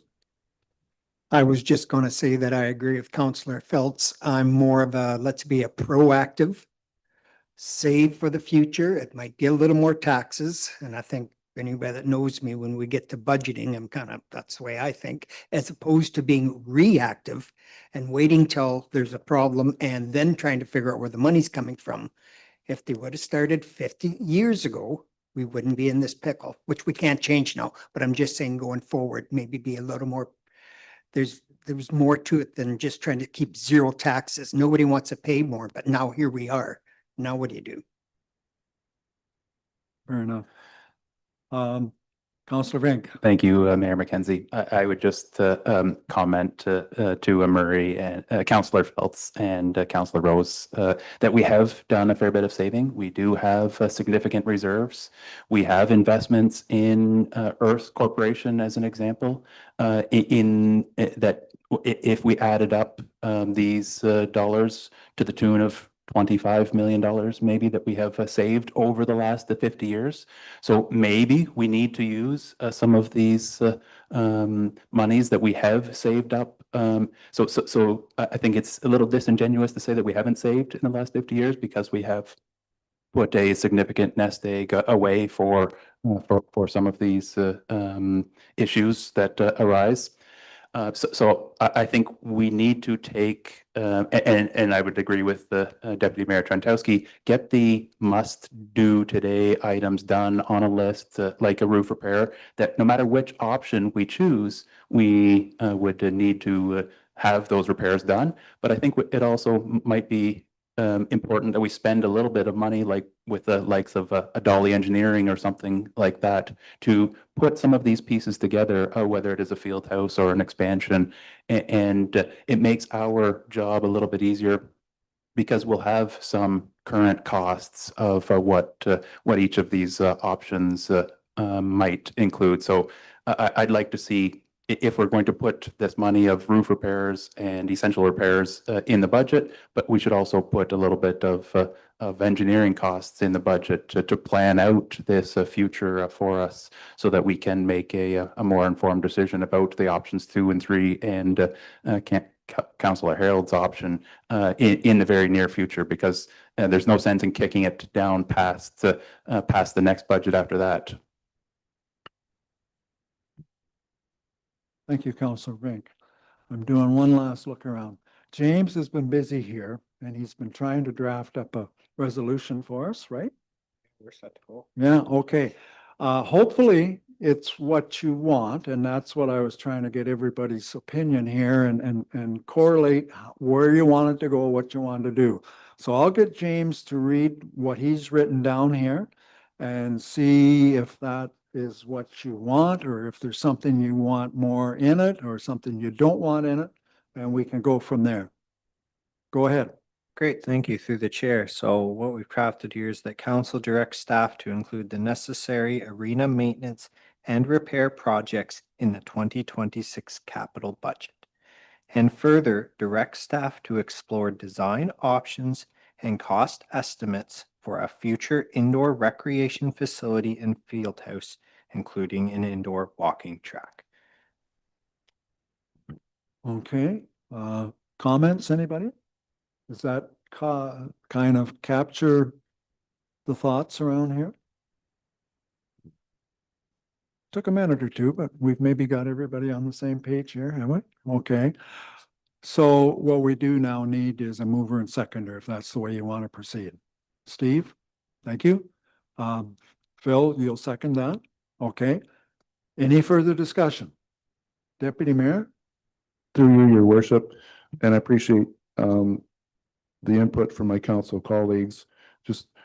We just got to take it a step at a time, maybe half a step at a time is necessary, but we just want to take our time with this and work the issue, work the problem, as they said in Apollo 13, let's work the problem, people, when the astronauts were stuck in space.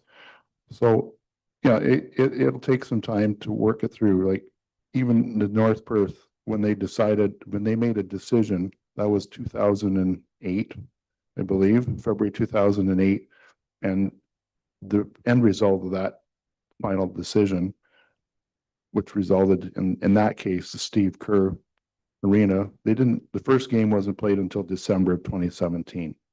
So like, this isn't the first discussion that this council is going to have, and it won't be the last discussion that this council is going to have. It's not going to be the last conversation we're going to have with the public on this either. So it's a process, and we're working our way through the process as best as we can with the information that we've got. So I support this motion, and I'll be voting in favor of it. Thank you. Okay, Diane, go ahead. I think we should also include option 3, as that was a recommendation by the task force, just to further it along to make sure that we're doing it justice. So I would like a friendly amendment that we include option 3 as well. I don't know whether we need to do an amendment. We're not that far on. Can we just add it if you wish? Or what's the feeling of the rest of council? Are we okay to add number 3? No? Well, we can do it amendment wise and then go back to the original motion if you wish. It's whatever you would like here. Okay, all right. Do you want to just say that again, Diane, please? So based on the task force recommendation of option 3, I think it would be prudent to add it in so that we can get the full cost, so that we can fully rule it out or fully support it. Okay, and I'll try and rephrase that, but you would move that, I take it? Yeah, okay, so moved by Diane, that we add to the original motion that Steve actually moved it's an amendment, so we're adding that in. So we need a seconder if we're going to add that option 3. You're seconding that, Councillor Foster? Okay. I don't know how many times you want to discuss this, but we have discussed it. So I'll open it up for comments if you wish. Doug? Just to comment that I heard back that it said it doesn't matter what the task force decides, we're going to decide anyways. The task force, the survey suggested that, and I think we explored fully and then make a decision because that was the survey and the task force. And I think it gives the public input. And then when we come down to actual conclusion, it's a very clear decision on which way we're going to go, because I understand both sides of the fence here on we can't afford it versus what we need and what we want. So Fair enough, Doug. Fair enough. Anybody else? Counselor Duck. Maybe just a quick question for James or Dan. How much does it cost to go down that road to get all these numbers and pricing? Like, how much are we going to spend to get these answers? Is it a simple hour-long conversation with a contractor? Is it a fairly lengthy process? Is that a Nick question or a Dan question? Dan's probably watching the ball game. I'm not sure. Oh, there he is. I wouldn't be able to put a number on it today, but what I can say is that's what we've maybe done to date, is had that simple hour-long conversation with a bunch of different people to come to that 25 number. So I think, you know, a couple next questions and maybe we can bring that forward, but is on to the business case or feasibility study to go down that path and the design feature of that path to go down. So I can't give you a number to unpack that right now, but we can report back with that. Does that answer your question? It can be, we can get it. But if we're voting on it right now, Well, do you want it or not? Like that's kind of the basic. I'm just, if we're spending $50,000 to design a building, I don't want to do that. If it's a matter of having a $200 phone call with a lawyer and a design contractor, I certainly would be interested in the idea. Just, is it a big number? Is it a small number? I guess maybe does that help with it? Like, is it thousands of dollars we're talking, or just, you know, some staff time and some contractor time, I guess would be the question that I would follow up with. I think if it helps at this time, the direction that we're taking is to go further unpack on what a process to implement design build of a field house would look like. And the amendment we're looking at is a process of a design build of an arena. So I don't think you're cutting a blank check by this case. I would say it's definitely going to be in the thousands of dollars for us to look at that. My question was just more so for the amendment we're adding, like the cost to do that portion of it, not all the other things. So, but thank you. Anybody else? Alex, do you have your hand up? No? Okay. All right. Okay, so we deal with the amendment first. All right. You've got how it's worded? Well, we've got a mover and seconder. Does everybody recall kind of the gist? Okay, so all those in favor of the amendment? 5. So 6, so that has carried. All right. So now the main motion, and Steve, yeah, Steve had moved it and Alex seconded that, I think. Okay, all right. So on the main motion now, all those in favor? The motion is carried. Thank you. Okay, very good. I think we had good discussion. We had a lot of points come out. I still have a feeling that we've kind of circled and come back maybe a couple times, you know, but I think we've come on a direction, and I think I don't think we can be chastised for kind of colluding to come to this direction. So we shall carry on. So thank you, everybody, for your input. All right, moving on then, brings us down to correspondence. There's a couple items there. The Ontario Producer Responsibility Organizers with regards to update on Blue Blocks collecting. The Royal Canadian Legion with regards to Remembrance Day. And we'll have more information on that as we get closer to Remembrance Day as to who's carrying what wreaths. Also, I do want to mention, and James did mention, that we had letters as well, and they were circulated previous to the meeting from Wayne and Warren Wolf and Dave and Winnie Linton and Paul Hill. And Mike Eckert's name is here, but I don't remember ever getting it. That was in September. So, okay. All right. So the recommendation that we have is that Council Municipality of West Perth accept the correspondence as information. We have a mover and seconder for that. Moved by Councillor Rose, seconded by Councillor O'Donnell. Thank you. All those in favor? Opposed, if any, that's carried. The next item then is with regards to the Mitchell Lions Club Santa Claus Parade. And the letter was in your information for tonight.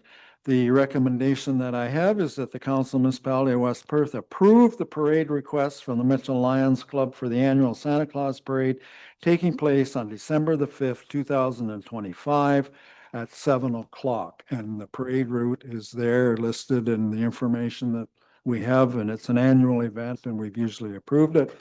What I'm looking for now is a move and seconder. So moved by Councillor Chessel, seconded by Councillor Foster.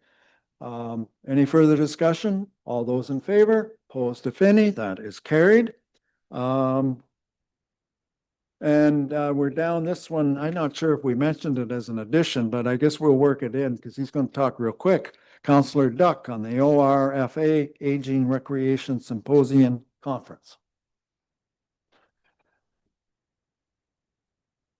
Wasn't sure I was going to talk on it tonight. Oh, you don't want, if you don't tonight, that's fine. We can. Yeah, we've had enough for me to talk tonight. Let's save it for next week, next Okay, meeting. nope. I don't think this is going to help anything tonight. We'll put it on the next agenda. No problem. Okay.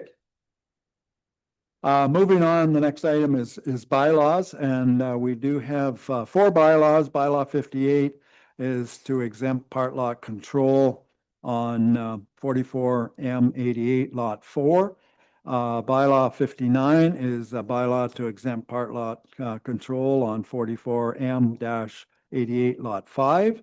Bylaw 60 is a bylaw to authorize the use of telephone and internet voting as an alternative voting method, which was discussed, I believe, at the last meeting. Zoning bylaw 314 is a bylaw to amend bylaw 100 as amended for property legally described as Lot 15, Concession 14 of Logan, which is to deal with the severance that we had dealt with previously. So the recommendation that we have here is that the Council of Municipality of West Perth give first and second reading to bylaw 58, 59, 60, zoning bylaw amendment 314, this 20th day of October. Mover and seconder, Councillor Duck, Councillor Phelps. Any further discussion? All those in favor? Opposed, if any? That is carried. And finally, that the Council of Municipality of West Perth give third and final reading to bylaw 58, 59, 60, and zoning bylaw amendment 314, this 20th day of October. Mover and seconder for third reading, Councillor Foster, Councillor Duck. All those in favor? Opposed, if any? That is carried. Number of events certainly coming up, and we did mention that this is Local Government Week, the 19th to the 25th. Next Monday, the 27th, is a special council meeting, and then November the 3rd is our next regular council meeting. Okay, oh, sorry, Deputy Mayor. Thank you, Your Worship. Apologies for not advising you earlier. Just wanted to point out on November the 27th at Mitchell District High School, there's an event called the Career Pathways and Destinations event. What it is basically, it's a career fair for the high school students. But what's needed is prospective local businesses to attend as basically as exhibitors to interact with the high school students about potential careers in their respective lines of business. Perth County Economic Development through Meredith Forget is coordinating this with Derek Laidlaw, principal at MDHS, and Economic Development at West Perth is also supporting this event. So if there's any questions, please, from businesses that would be interested in participating in this career fair, contact Meredith Forget at Perth County or CAO Dan Hobson, who's our staff lead on economic development, or myself as chair of West Perth Economic Development Committee. Thank you. All right, moving on. Bylaw 61, 2025, being a bylaw to confirm the proceedings of the Council of the Corporation of the Municipality of West Perth be read a first and second time this 20th day of October. Councillor O'Donnell, Councillor Harold, all those in favor? Opposed, if any, that's carried. And then bylaw 61 being a bylaw to confirm the proceedings of council be read a third time and finally passed. Mover and seconder, Councillor Duck, Councillor Foster, all those in favor? Opposed, if any, that is carried. And a motion to adjourn, and I don't think I've had Councillor Fournier on any motions tonight, so I don't think anyways. So would you like to move that? Do we have a seconder? Is anybody else I've missed? I don't think so. Councillor Phelps, I think, had his hand up over here, so go with that. All those in favor? Opposed, if any? That is carried. Thank you. And again, I do thank council for working through this tonight. I think we did a commendable job of going through all of this, so. And thank you, Nick, for being here. It's been